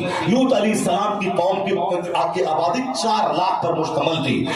کلائمیٹ اتنا خوشگوار پلیزنٹ تھا کہ جس کے سر میں جو ہو وہ محل شہر سے گزر جائے, وہ تمام خرافات ختم ہو جائے. اور صاحب وہاں اس قدر کے لوگ آ کے وہاں چند دن گزارتے تھے, مہمانوں کی بھیڑ لگی رہتی تھی, پھلوں کی آمدنی, پھلوں سے ان کو کشادگی دی گئی تھی. ایک طرف پھل ہے, ایک طرف صحت ہے, ایک طرف فلکوس عمارت ہے, ایک طرف پلیزنٹ کلائمیٹ ہے. جیسے ہندوستان میں ہمارے علاقے میں نارتھ انڈیا میں خطرناک سڑی ہوئی سردی پڑتی ہے, اسی دوران بمبئی میں اے سی چلتی ہے. ابھی اس دوران میں 1 مہینے سے جب باہر رہا, ابھی بمبئی میں رہا اور فین چلتا ہوا, جب میں گھر والوں کو بولا کیا فین چل رہا ہے, اے سی چلے, تعجب کرتے تھے کہ ہاں میں تو لحاف اوڑھنے کے بعد بھی ٹکر رہا ہوں اور آپ صاحب فین چلا رہے ہیں. یہ ابھی کا کلائمیٹ ہے, ابھی یہاں ادھر سردی ہے ادھر گرمی ہے. بہت سارے لوگ اس موسم شیت لہری میں بمبئی چلے جاتے ہیں. بنگلور کا موسم معتدل رہتا ہے, کڑاکے کی سردی میں وہاں گرمی ہے اور ادھر یہاں سردی ہے, وہاں صاحب فین چل رہا ہے. یہ بنگلور کا معتدل موسم ہے.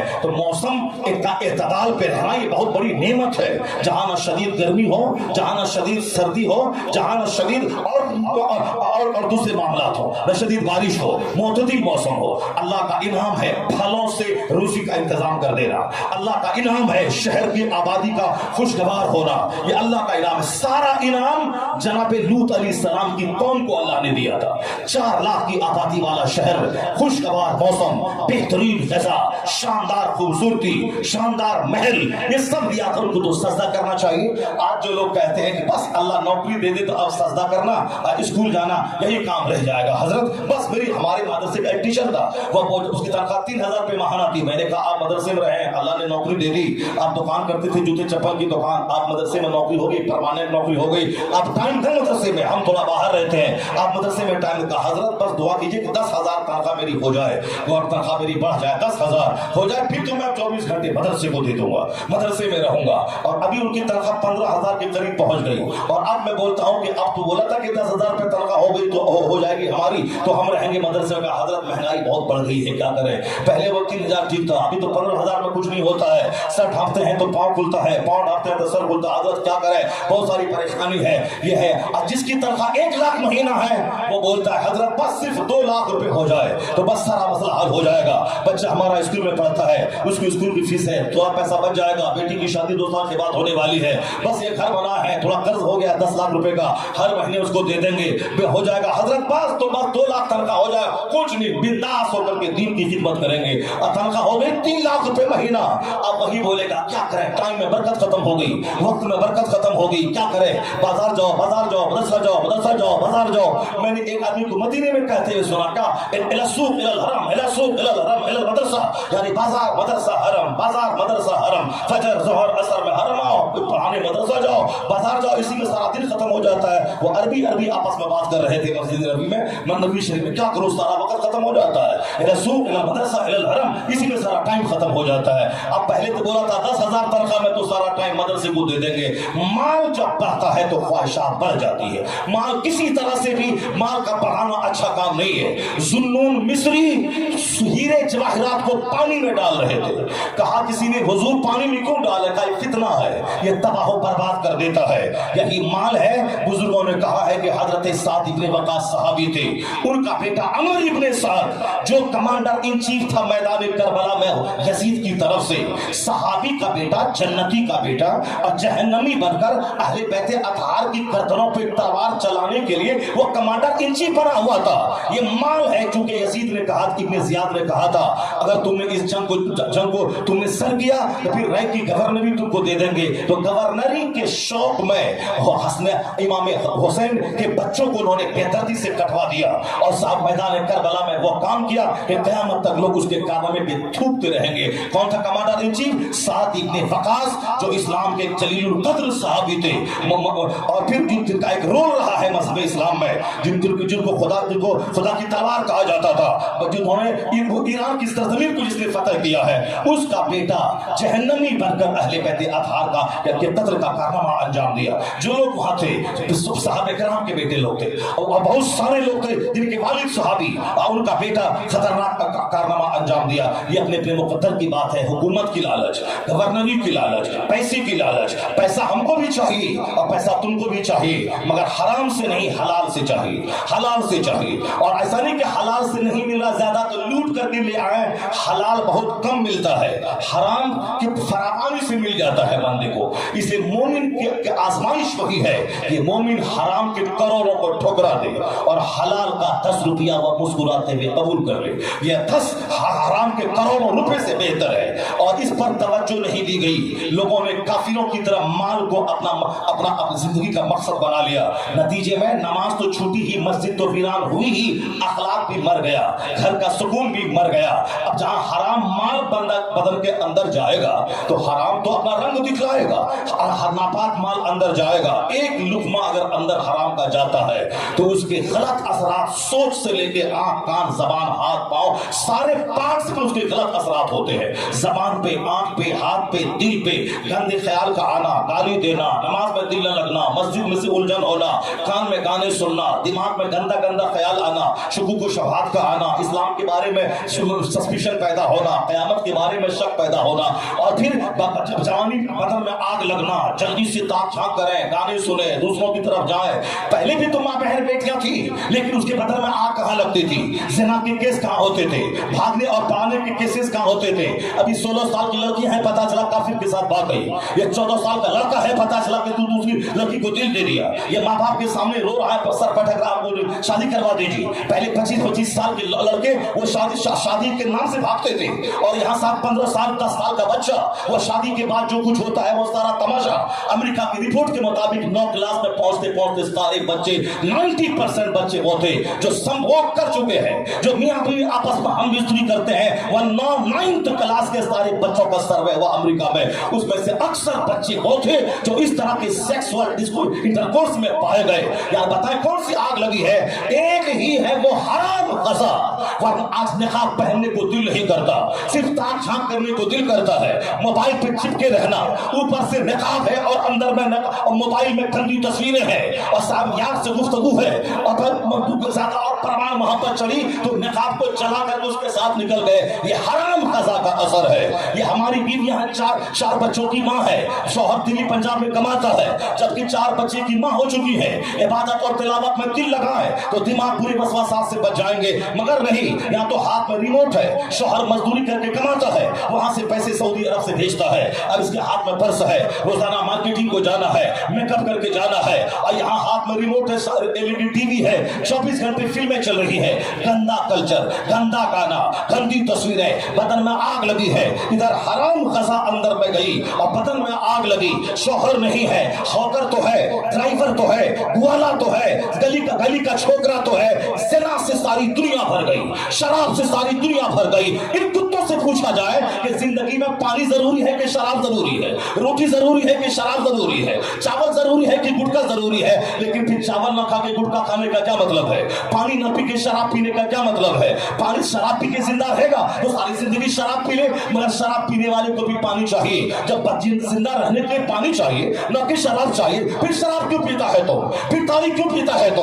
क्यों उसकी तरफ न लगता है? सिनेमा देखना जरूरी है। हमारे पास लाखों रुपए, करोड़ों रुपए है, अगर मैं चाहूं तो हर कमरे में टीवी लगा दो, मगर एक भी टीवी मेरे घर में नहीं है। क्या हमारे बच्चे नहीं है? क्या इस दौर में मेरी बीवी नहीं है? हमारे पास तो 2 बीवियां हैं, हमारे पास तो 4 बेटियां हैं, हमारी चारों बेटियां आलिमा हो गई। हमारे घर किसी न बेटी के घर में टीवी है, न मेरे घर में टीवी है। आखिर इसी समाज में हम जी रहे नहीं जी रहे? हमारे बच्चे हैं कि नहीं है? फिर तुमको किसने कहा कुछ रहे ना रहे, टीवी रहना चाहिए ताकि रिलैक्स करे। ये हराम कज़ाओं का असर है कि बदन में आग लगी है, गुनाह करने की आग, दूसरों को देखने की आग, नमाज से नफरत की आग, समाज से भागने की आग, तो शरीयत के खिलाफ कदम उठा रहा है और हराम कज़ा पर कोई ख्याल नहीं है।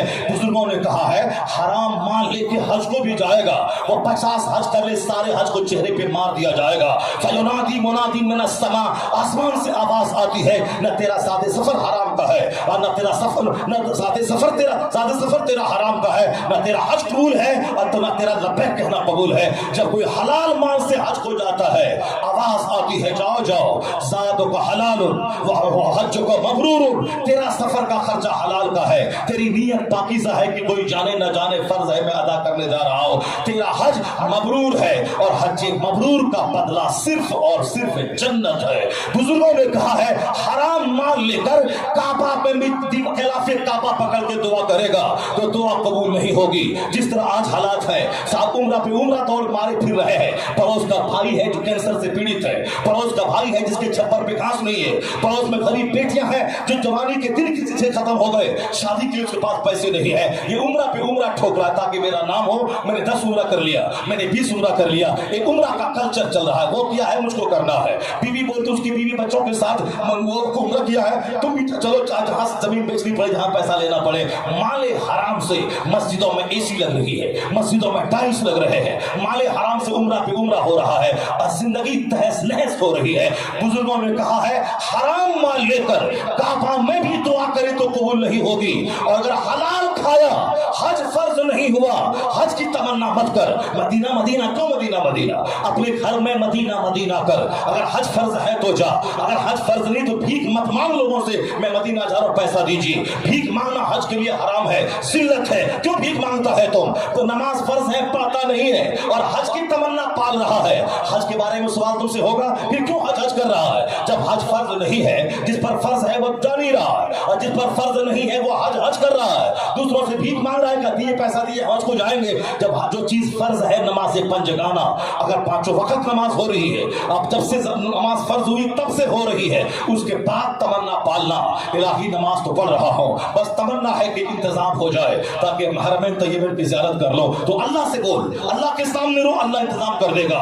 मुफलिसी में भी मदीने का सफर हो जाए जिस पे सरकार दो आलम की नजर हो जाए। सरकार से फरियाद कर, मुस्तफा से फरियाद कर, अल्लाह से भीख मांग। दूसरों के सामने हाथ फैलाता है, नमाज पढ़ता नहीं है और हज के लिए मारा मारा कर रहा है, वह नापाक माल की गर्मी है, वो नमाज पढ़ता नहीं है, उम्रा पे उम्रा कर, वह नापाक और हराम माल की गर्मी है जो तुम्हें मस्जिद के जाने से रोकता है वह माल, और वहां मदीना और हरम नाम और नमूद और नुमाइश की खातिर तू जा रहा है। माले हराम तो इबादत करवा के भी उसको तबाह करता है। बुजुर्ग بزرگوں نے کہا ہے کہ اگر تم پر حد فرض نہیں ہے مت جا، اور کعبہ میں حرام سے کھا کے جو دعا کرے گا، جو دعا وہاں رد ہو جائے گی، حلال مال لے کر اپنے محلے کی مسجد میں دعا کر، جو دعا کعبہ میں قبول نہ ہوگی وہ دعا تمہارے محلے کی مسجد میں قبول ہو جائے گی۔ حلال مال سے دعا قبول ہوتی ہے، اور جس کی ماں بہن بیٹیاں عورتوں کے پائل کی آواز اجنبی مرد سنے، اس قوم کے مردوں کی دعا کو اللہ رد کر دیتا ہے۔ دعا کے رد ہونے کی دو کارن ہے، ایک ہے حرام مال کھانا، اور ایک ہے عورتوں کا بے پردہ رہنا۔ ان دونوں بدعملی کی وجہ سے مسلمانوں کی دعاؤں کو اللہ رد کر دیتا ہے، جو آج ہم اپنے سماج میں ہر جگہوں پہ جو اثرات محسوس کرتے ہیں۔ اللہ تبارک و تعالی ہم کو آپ کو سبوں کو نیک بننے کی توفیق عطا فرمائے۔ نعرہ تکبیر، نعرہ رسالت، فیضان بابو حضور، فیضان بابو حضور، نعرہ تکبیر، نعرہ رسالت، مسلک اعلیٰ حضرت، مسلک اعلیٰ حضرت، فیضان حضور علی، فیضان بابو حضور، نعرہ تکبیر، نعرہ رسالت۔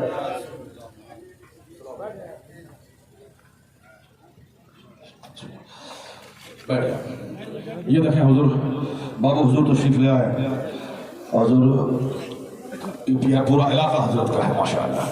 ہمارے علاقے میں کشن گنج، پورنیا، کٹیہار اور ٹھاکر گنج، اتر دیناجپور، پورے علاقے میں حضرت کے قدم بار بار پڑتے ہیں، اور جس سے وہاں کے لوگوں کو اس بات کا اعتراف ہے کہ جب سے ہمارے شیخ کا آنا جانا بڑھا ہے، اللہ نے ہم سبوں کی زندگی میں خوشحالی کے دن لے آئے ہیں۔ یعنی ان کے قدم ناز کی برکت سے بے شمار گھر جو اجڑنے والا تھا وہ بچ گیا، بہت سارے لوگوں کا عقیدہ جو مرنے والا تھا وہ سب مر گیا۔ فاتحہ، درود، سلام، محفل میلاد، نمازوں کی پابندی، مسجدوں کی تعمیر، مدرسوں کی تعمیر، یعنی جو ایک مذہب کا جو ایک قلعہ ہے، ان قلعوں کی تعمیر کی طرف ہمارے شیخ بہت توجہ اور بہت دھیان دیتے ہیں۔ اللہ تبارک و تعالی اس شیخ کو لمبی عمر عطا فرمائے، اور پورے علاقے کو ان کی دعاؤں کا فیض عطا فرمائے۔ اللہ تعالی ہم سبوں کو نیک لوگوں سے سچی محبت کرنے، ان سے دعائیں لینے، ان کے نقش قدم کی پیروی کرنے کی توفیق عطا فرمائے۔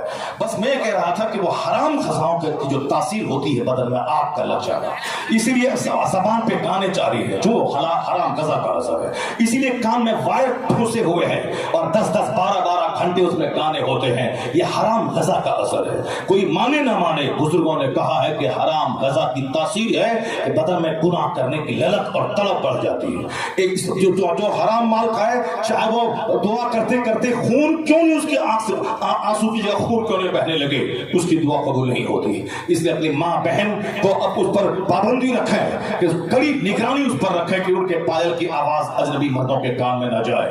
نہیں سنا کہ آقا علیہ السلام کے ساتھ چند مستورات سفر کر رہی تھی، حضرت انجشا نامی ایک صحابی رسول وہ کچھ گا رہے تھے عربی زبان میں۔ کیا گا رہے تھے؟ گانا گا رہے تھے؟ نہیں، خدا کی حمد گا رہے تھے، نبی کی نعت پڑھ رہے تھے، اسلام کی عظمت کے ترانے گا رہے تھے۔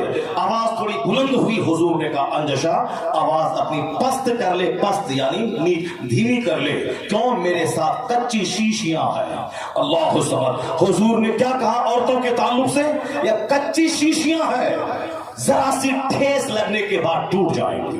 کون سی خاتون تھی وہ خاتون جو میری ماں بہن بیٹیوں جیسی کروڑوں عورتیں جن کے پاؤں کی دھول کے برابر نہیں ہو سکتی۔ وہ امہات المومنین آپ کے ساتھ تھی، وہ امہات المومنین یا نساء النبی لستن کاحد من النساء۔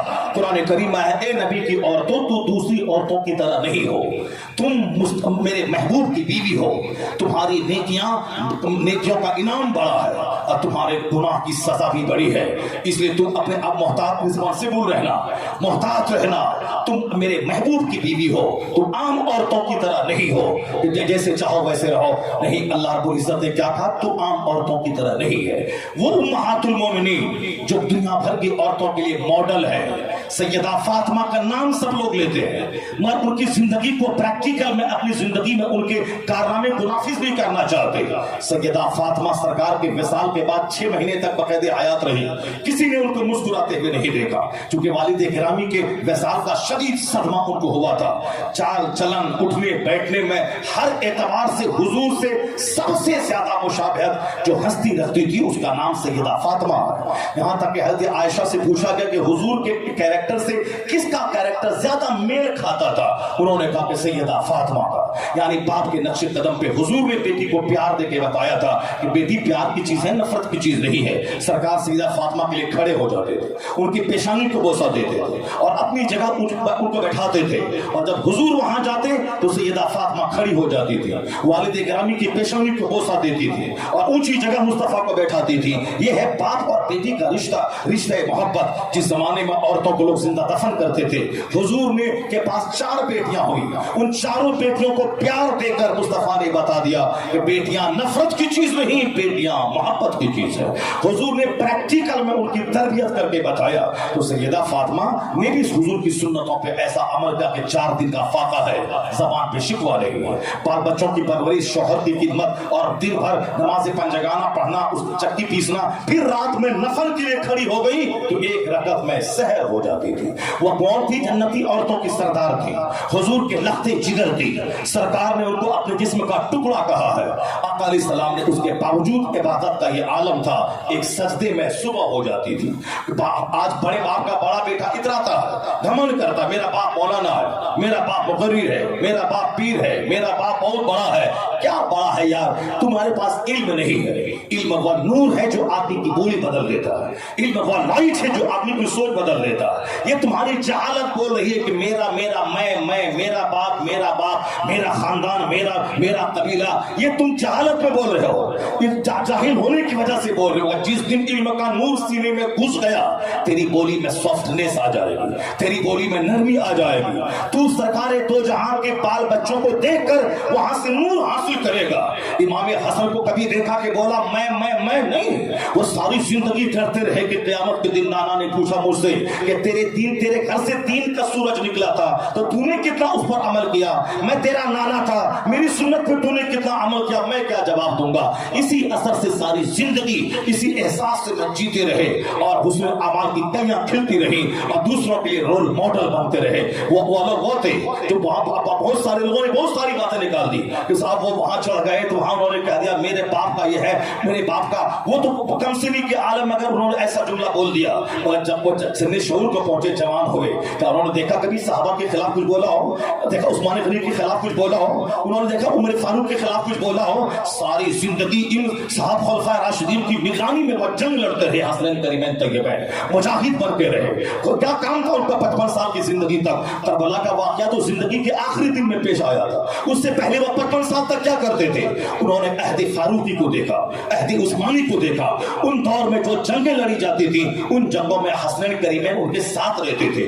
جہاد کرنا, رات بھر سجدہ کرنا اور دن بھر خدمت خلق کرنا, یہی ان کی زندگی کا معمول تھا. انہوں نے کبھی اترایا نہیں, کبھی گھمنڈ نہیں کیا کہ میں ہوں, میں جنتی نوجوان کا سردار ہوں. نہیں, گھمنڈ کی بولی جاہلوں کی بولی ہوتی ہے. اسلام نے تو جھکا دیا ہے. پیغمبر اعظم سے بڑا کون ہوگا؟ عرب و عجم کو ہلا دینے والا, ساری دنیا میں اسلام کا سکہ بیٹھا دینے والا, مکہ کے کفار و مشرکین کا گھمنڈ توڑ دینے والا, ایران اور روم سے جہالت کا خاتمہ کر کے اسلام کی سلطنت قائم کر دینے والا, قیامت تک اسلام کی بنیاد کو مضبوط کر دینے والا مصطفیٰ سے بڑا کون ہوگا؟ لیکن جس دن فتح مکہ کے دن, جب مکہ جا رہے, مکہ میں داخل ہو رہے تھے, فاتحہ شان کے ساتھ جس مکہ سے وہاں کے لوگوں نے نکالا تھا, اور حضور نے نکلتے ہوئے کہا تھا کہ اے کعبہ, اے مکہ, کتنا پیار ہے تجھ سے, اگر یہاں کے لوگ مجھ کو نہیں نکالتے تو میں کبھی مکہ چھوڑ کے نہیں جاتا. مگر یہاں کے لوگوں نے, وہاں کے لوگوں نے اتنا ٹارچر کیا کہ سرکار مکہ چھوڑ کے مدینہ گئے. مگر 8 سال کے بعد 12,000 کا لشکر جرار لے کر جب فاتحانہ شان سے مکے میں داخل ہو رہے ہیں, جس نے راستے میں کانٹے بچھائے تھے, جس نے گلے میں چادر ڈال کے کھینچی تھی, جس نے اونٹ کی اوجری آپ کی پشت اقدس پر ڈالا تھا, جس نے حضور کے قتل کا پلان بنایا تھا, وہ سارے کے سارے دھارا شاہی ہو گئے. 12,000 کا لشکر ہے, سبوں کا دل کانپ رہا تھا سارے کفار کا, اب تو جی بھر کے بدلہ لیا جائے گا, خوب ہمیں قتل کیا جائے گا. مگر مصطفیٰ جب فاتحانہ شان سے کعبے میں داخل ہو رہے تھے تو اونٹنی پر بیٹھے تھے, آپ کی پیشانی اونٹنی کی پیٹھ سے لگی ہوئی تھی, یعنی سارا کریڈٹ مصطفیٰ اللہ अल्लाह के फजल को दे रहे थे। ला इलाहा इल्लल्लाह वहदा सदका अबदा, कोई माबूद नहीं सिवाय अल्लाह के जिसने अपने बंदे के वादा को सच कर दिखलाया, जिन्होंने अकेले सारे ग्रहों को तोड़ दिया और अपने महबूब को फतह अता कर दी। वो कहते थे अल्लाह ने फतह अता किया, और फिर मुखाने काबा की छत पे चढ़ के अजान दी गई। सारे कुफार मुशरिकीन डर रहे थे, हिल रहे थे। मुस्तफा ने आम माफी का ऐलान कर दिया, नहीं आज तेरे साथ कोई बदला नहीं लिया जाएगा। तो जो काम 50,000 तलवार से नहीं निकला, वो हुजूर का एक सादा सा आम माफी का जुमला करके दिखला दिया। जब हुजूर ने माफ किया तो फौज दर फौज कांटा बिछाने वाला मुस्तफा का दुश्मन वो सब सामने आता गया, कलमा पढ़ के मुस्तफा का गुलाम बनता चला गया। ये है सरकार दो जहां की आजिज़ी, ये है हुजूर की खाकसारी। सरकार दो जहां हमेशा सारी मेहनत और सारी फतूहात को वो अल्लाह रब्बुल इज्जत के फजल के खाने में डालते थे। इलाही तेरा करोड़ों एहसान तूने फतह दिया, तूने फतह अता फरमाई। यही सहाबे कराम के साथ भी हमेशा जहां फतह मिलती सजदे में गिर जाते थे, जहां जंग जीतते सजदे में गिर जाते थे। कभी घमंड के जुमले उनकी जबान से नहीं निकलते थे। और आज घमंड के जुमलों ने आदमी को तबाह बर्बाद कर दिया। मेरा पीर, मेरा खानदान, मेरा बाप, मेरा भाई, मेरा मदरसा, मेरी खानका, ये मैं मेरी जैसी की तैसी कर दी। चेहरे का रंग बिगाड़ दिया, अखलाक बिगाड़ दिया, दिल उजाड़ दिया, जिंदा समाज से मोहब्बतें खत्म कर दी। ये घमंड के जुमले नहीं। जब भी इनाम मिले, इलाही तेरा करोड़ों एहसान कि मैं इसका मुस्तहिक नहीं था, तूने अपने फजल से अता फरमाया। यही जुमला पीरों का, यही जुमला फकीरों का, यही जुमला गौसे आजम का, यही जुमला ख्वाजा गरीब नवाज का, यही जुमला सारे औलिया सालिहीन का।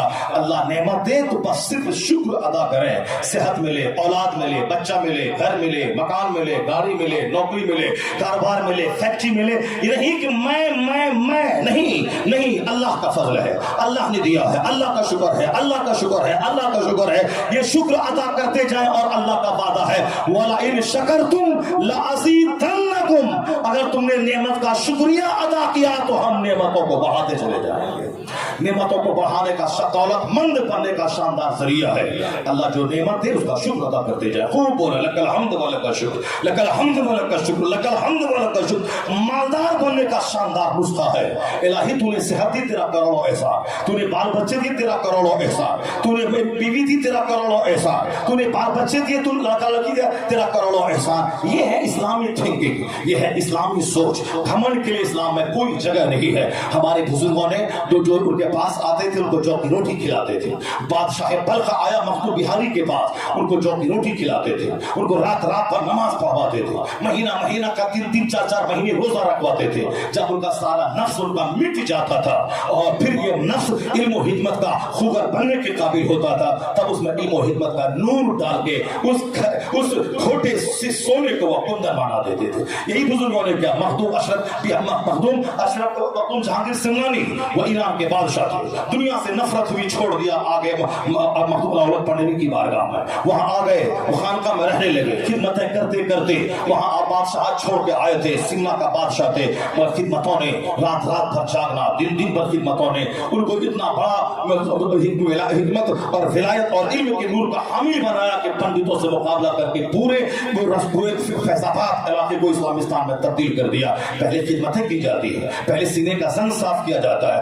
इल्म का नूर कभी आंखों को बाकी नहीं बनाता, इसलिए इल्म हासिल करें तो अपने बच्चों को इल्म सिखाएं। और वो इल्म जो खाली किताब में मिलता है उससे तो घमंड पैदा होता है, और जो इल्म अल्लाह के वलियों की सोहबतों में रह के लोग हासिल करते हैं, पहले किताब फिर सोहबत, और जो नहीं पढ़ा सोहबत में रहा वो फिर मुमकिन है कि कभी भी खतरा हो सकता है। सरकार गरीब नवाज पहले 20 साल तक आलिम हाफिज कारी मुफ्ती बने, फिर 20 साल तक उस्मान हारूनी का झोला ढोया, बिस्तर सर पे लेके सफर में हजर में पानी गर्म करते रहे।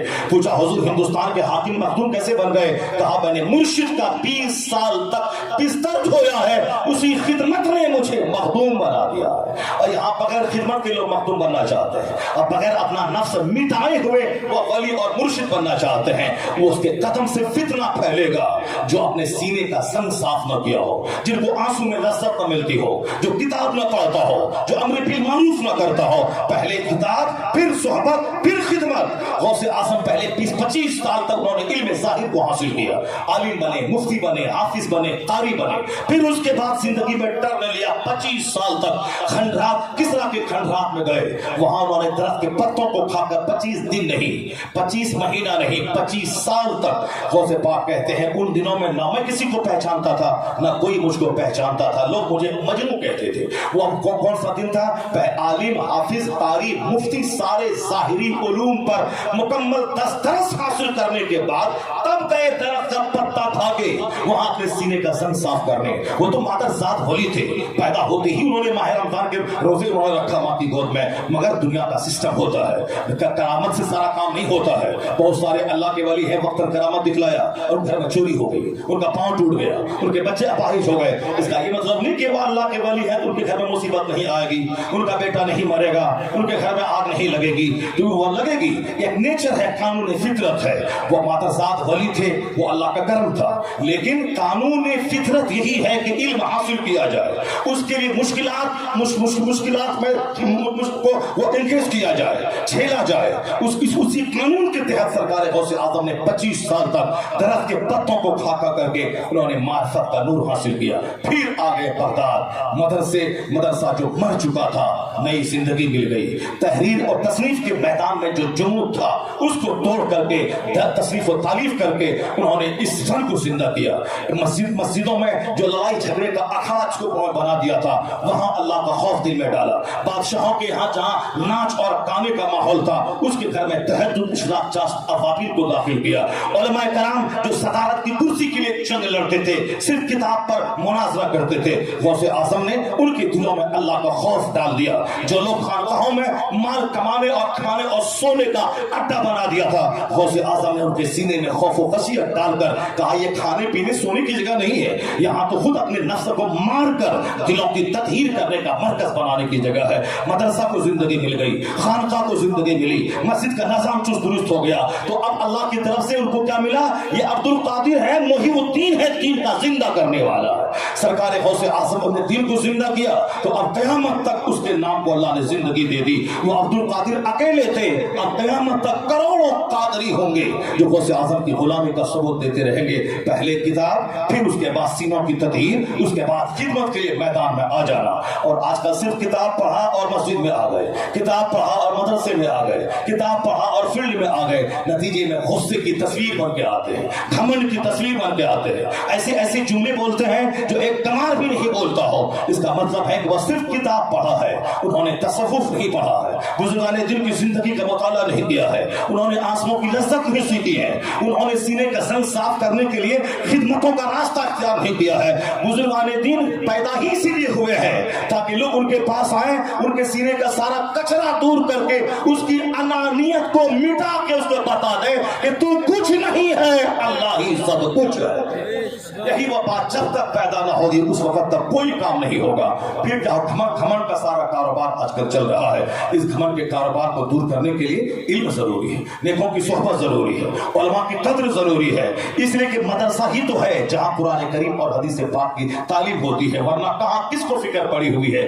यूनिवर्सिटी में माल कमाने का इल्म है, कॉलेज में माल कमाने का इल्म है, दूसरी जगह पे सिर्फ इंजीनियर बनेगा इतना कमाएगा, डॉक्टर बनेगा इतना कमाएगा, मास्टर बनेगा इतना कमाएगा, दारोगा बनेगा इतना कमाएगा, साहब इंजीनियर साहब प्रोफेसर बनेगा इतना कमाएगा, कलर के बनेगा इतना कमाएगा। हर जगह कमाना कमाना कमाना कमाना।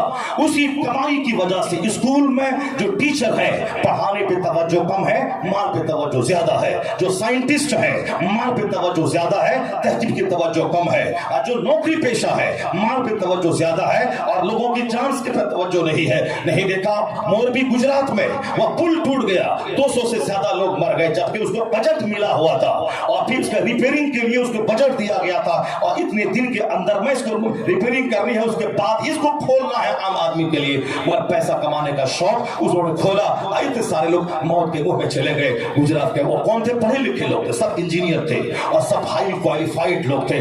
पैसे का जुनून जब दिमाग में चढ़ता है तो लोगों की लाशों पे आदमी पैसा कमाना चाहता है, लोगों के अपने माँ बाप को जान मार के पैसा कमाना चाहता है। और इस اسلامی وہ علم ہے، علم وہ نور ہے جو نور سینے میں آ جائے تو حضور کی بات سامنے آتی ہے کہ الدنیا جیفتن وطلابھا کلاب، یہ دنیا مردار ہے، اس کا چاہنے والا کتا ہے۔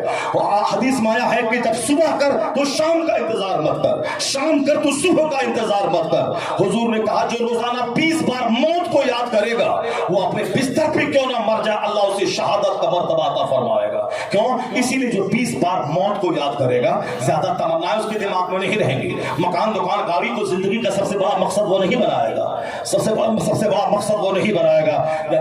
اسلامی کتابوں سے جو نور ملتا ہے سب سے بڑا نور مصطفیٰ کی حدیث ان کی نگاہوں کے سامنے ہوتی ہے۔ قرآن کریم سارے پرابلمز کا سولوشن دیتا ہے، سارے مسائل کا حل دیتا ہے۔ اس لیے مدرسہ یونیورسٹی سے زیادہ قابل عزت اس لیے ہے کہ یہاں انجینئر نہیں پیدا کیا جاتا ہے، یہاں مصطفیٰ کا غلام پیدا کیا جاتا ہے، یہاں سے عالم دین پیدا ہوتا ہے۔ حضور نے کہا خیرکم من تعلم القرآن وعلمہ، تو میں سب سے بہتر وہ ہے جو قرآن سیکھتا ہو اور دوسروں کو سکھاتا ہو۔ جس کے پاس قرآن کا علم ہے وہ کبھی دوسروں کی دولتوں کو دیکھ کے کبھی بھی افسوس نہ کرے، چونکہ یہ ایسا نور ہے جو نور کسی کو نہیں ملا۔ 1000 بیگھہ زمین میرے پاس ہے، میں زمیندار ہوں، میرے پاس 50 فیکٹری ہے، میں بزنس مین ہوں، میں ڈی ایم ہوں، میں سروس مین ہوں، لیکن جس کے سینے میں قرآن حدیث کا علم ہے اگر وہ عالم ہے تو جان لے کہ وہی نائب رسول ہے، اور نائب رسول ہونا اتنا بڑا منصب ہے کہ 50,000 بیگھہ زمین والا زمیندار ہے، نائب پیغمبر نہیں۔ اور کوئی کرائے کے گھر میں رہتا ہو،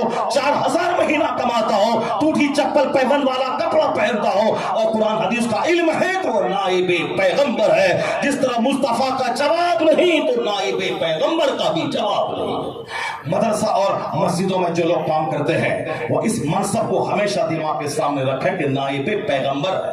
نائب پیغمبر ایسی بولی بولے جس بولی سے جہالت نہیں ٹپکتی ہو، ایسی بولی نہ بولے جو ایک کمار لاٹھی اور ہل چلانے والا ہر چرواہا بھی نہیں بولتا ہو، وہ بولی نہ بولے۔ چونکہ اب مدرسے جو ہمارے مدرسے آج کل میرے پاس ہیں، اس مدرسے میں صرف ایک ظاہری شکل و صورت اور ڈھانچہ رہ گیا ہے، حقیقت میں جو نور علم ہے وہ دھیرے دھیرے یہاں سے بھی ختم ہو رہا ہے۔ بس ایک لوگوں کو بجھا کر کے گھیر گھار کر کے بس دستہ بندی کی ایک صورت رہ گئی ہے۔ اسی لیے ہمارے لوگ کہتے ہیں کہ مدرسے میں پڑھیں گے 1 لاکھ بچے عالم ہوں گے، وہ بچے کھائیں گے کیا؟ وہ بچے کھائیں گے کیا؟ جو دنیا بھر کو قرآن سنا کے روزی کی فکر کو مٹانا چاہتا ہے، اس کی فکر آج سارے لوگ کر رہے ہیں کہ عالم کھائیں گے کیا، یہ حافظ کھائیں گے کیا؟ ابھی 10 دن پہلے دلی کے ایک حافظ ہی نے بولا حضرت میری عمر 27 سال ہے مگر کوئی مجھ کو بیٹی دینے کو تیار نہیں ہے، میں نے اپنے سے گرے ہوئے گھر میں رشتہ بھیجا مگر انہوں نے قبول نہیں کیا۔ حضور کیا کریں بتائیے؟ چھوڑ دیں یہ لائن؟ کیا کریں؟ لوگ داڑھی دیکھتے ہیں، چہرے پہ جنگل ہے اور لوگ دیکھتے ہیں ماں 10,000 مہینہ ہے، اس سے کیا ہونے والا ہے؟ 50,000 کمانے والے کا چہرہ سوکھتا ہے، یہ 10,000 کمانے والا کیا میری بیٹی کو پال پائے گا؟ حضور کیا کریں؟ یعنی صاحب لوگ کہتے ہیں یہ مولوی کھائے گا کیا، یہ مولوی کھائے گا کیا؟ آج سے 100 سال پہلے کی مفتی احمد یار خان نعیمی کے سامنے بات آئی تھی، مدرسے میں پڑھ کے ملے گا کیا؟ مدرسے میں پڑھ کے آپ کریں گے کیا؟ آپ کیا کریں گے کیا؟ آپ مدرسے میں پڑھ لیں، علم حاصل کر لیں، اس کے بعد اپنا کاروبار کریں۔ مفتی احمد یار خان نعیمی کہتے ہیں کہ جن لوگوں نے مدرسہ کو اس لیے چھوڑ دیا یہاں پڑھیں گے تو کھائیں گے کیا، وہ گریجویٹ بننے کے بعد دانے دانے کو ترس گئے، اور جن لوگوں نے اسکول کالج سے منہ موڑ کر مدرسے میں علم حاصل کیا ان کے مقابلے میں اللہ نے ان کو اچھی روزی عطا فرمائی، اچھی زندگی عطا فرما دی۔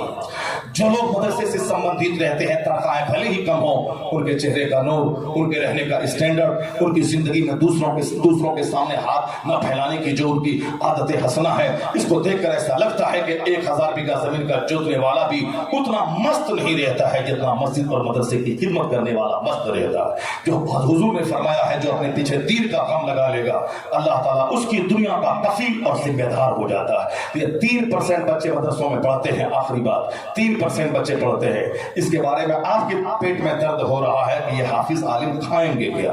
یہ ہر سال 1 لاکھ بچے فارغ ہوتے ہیں، کھائیں گے کیا؟ تو ان کے کھانے کی فکر آپ کے دل میں آ گئی، جس طرح وہ شیطانی فکر کہ نماز پڑھنا نہیں ہے اور حج کی فکر ہے، جو چیز فرض ہے اس کو ادا نہیں کرنا اور حج کی فکر ہے، اسی طرح یہاں بھی شیطانی خیال ہے کہ 3% بچے مدرسہ میں پڑھتے ہیں اور 97% بچے مسلمانوں کے اسکول کالج میں پڑھتے ہیں، غریب اور مسکین کے بچے مدرسے میں پڑھتے पढ़ते हैं, करोड़ों मालदारों में से इक्का दुक्का कोई अपना बच्चे मदरसे में पढ़ाता है, वरना अक्सर बच्चे मदरसों में गरीबों, मिस्किनों, मजदूरों, देहातियों के पढ़ते हैं, जहां उनके पास माल आया सीधे क्रिश्चियनों का स्कूल मदरसा नहीं थी। हाँ, तो 3% बच्चा पढ़ता है मदरसा में।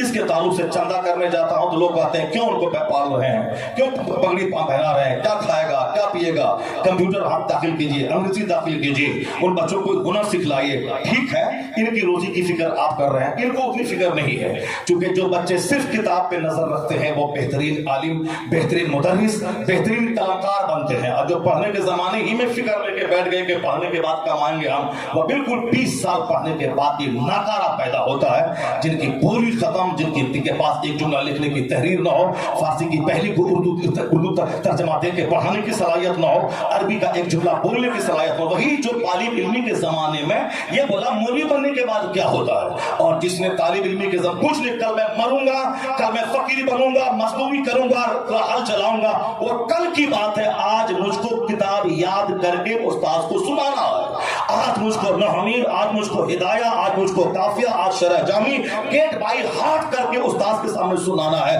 कल क्या होगा वो कल देखेंगे। आज वही तलबकार बन गए, वही मुहद्दिस बन गए, वही मुफक्किर बन गए, वही बुखारी पढ़ाने वाले शेखुल हदीस बन गए, और जिसने किताब छोड़ के रोजी की फिक्र पाल लिया वह नाकारा बन गए, वह नाकारा बन गए, बदन भारी हो गया, किसी काबिल नहीं रहे, नजर सिर्फ दूसरों पे रहने लगी। जिन्होंने पढ़ा नहीं वो सारी जिंदगी जहालत का रोना रोता रहेगा, कभी सुकून नहीं मिलेगा। और हम आपसे कहना चाहते हैं, ठीक है, इनकी रोटी की फिक्र आपको है, हुनर सिखलाइए। अगरचे बगैर हम मदरसा कायम होने का मतलब ही है दीन का खादिम पैदा करना। इंजीनियर डॉक्टर पैदा ना होगा, मौलाना पैदा होगा, अच्छा आलिम ही पैदा हो जाए तो मदरसे का मकसद पूरा हो गया।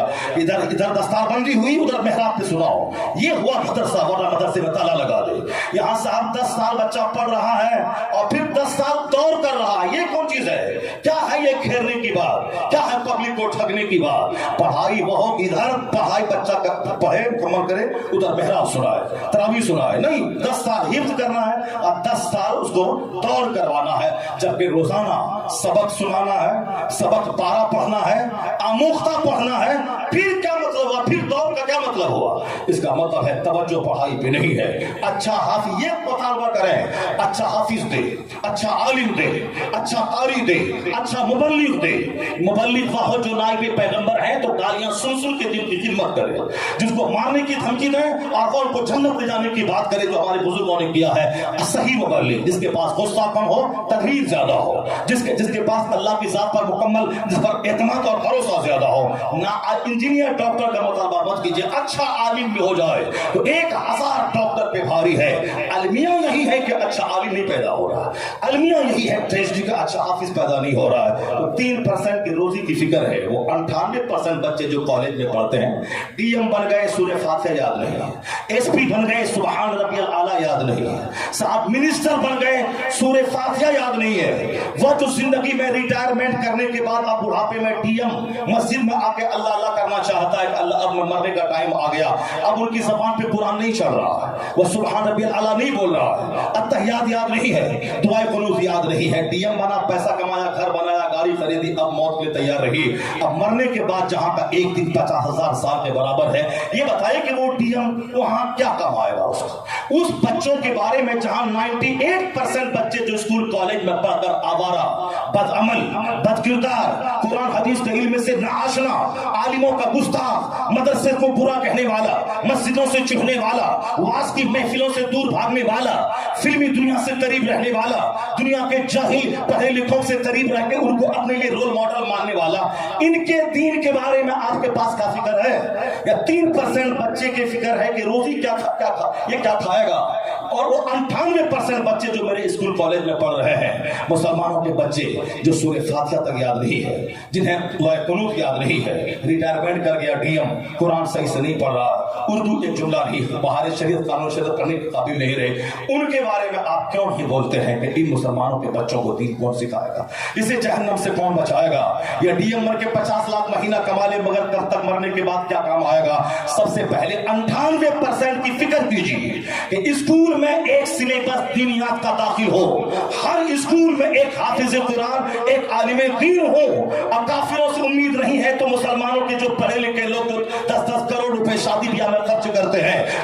میں اور چادر اور صندل اور کاغذ کے جلوس میں جو نہ فرض ہے نہ واجب ہے اور جو نہ کرے گا تو بندہ گنہگار بھی نہ ہوگا، اس میں جو پیسے میرے خرچ اور بچوں کے برتھ ڈے پارٹی میں جو کام کرسچنوں کا تھا، جو کام ہندوستان کا ہندو تک نہیں کرتا ہے، وہ کام مسلمانوں میں زہر کی طرح سرایت کر گیا ہے۔ برتھ ڈے پارٹی یعنی تلوار سے کیک کاٹنا ہے۔ بچہ بولا وہ رمیش کا برتھ ڈے تھا، پاپا میرا برتھ ڈے کب ہوگا؟ یعنی بڑی تیزی کے ساتھ گھر میں ایک طرف شادی بیاہ میں ڈی جے، عورتوں کی بے پردگی، اور دوسرا یہ برتھ ڈے پارٹی کے نام پہ خرافات واہیات اور کرسچنوں کی پیروی جو سماج میں داخل ہو گئی ہے۔ ان بچوں کے بارے میں کیوں نہیں چرچا کرتے آپ؟ ان مولیوں کا چرچا چھوڑ دیجئے، ان کے پاس جب قریب آ کے دیکھیں گے آمدنی ہے 5000 مہینہ، مشک اور کستوری اور امبر لگانے کا حق کسی کو ہے، ان کے چہرے کبھی مرجھاتے نہیں، یہ قرض دوسروں کو دیتے ہیں اور یہ خود بال بچوں کی تعلیم کے تعلق سے مطمئن ہے، کبھی کا چہرہ میلا نہیں ہوتا، چونکہ حدیث کی خدمت کا انعام مصطفیٰ نے ان کی ہریالی کی دعا کی شکل میں دے دی ہے۔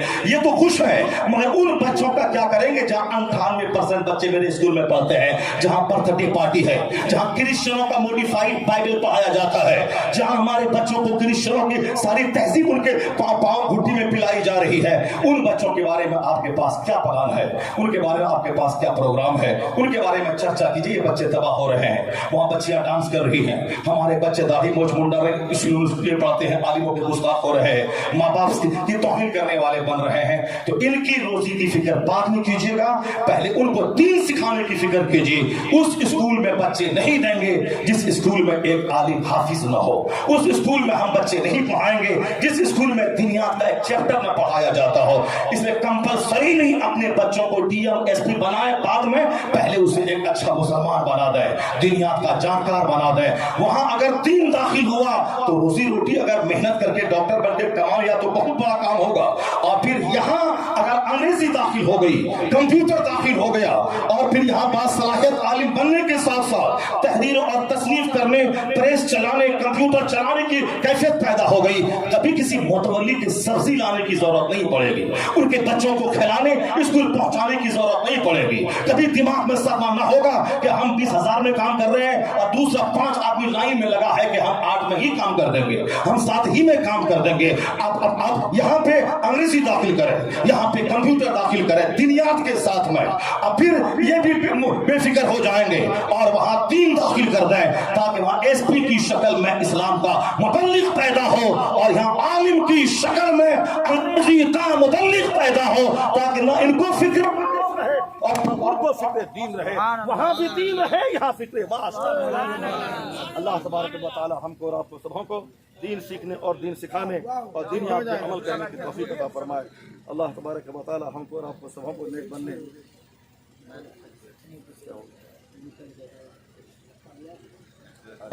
اور اپنے بال بچوں کی تربیت کا خیال رکھنے کی توفیق عطا فرمائے۔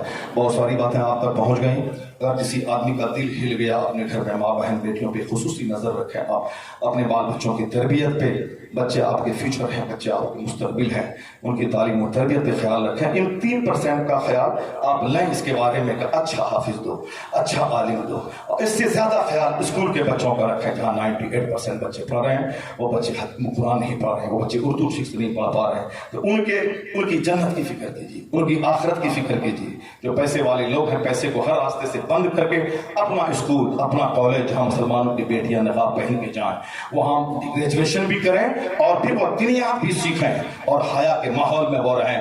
نہیں تو جو حالات پیدا ہو گئے ہیں، آپ ہر بچوں کی خواہش کے سامنے گھٹنے ٹیک دے رہے ہیں۔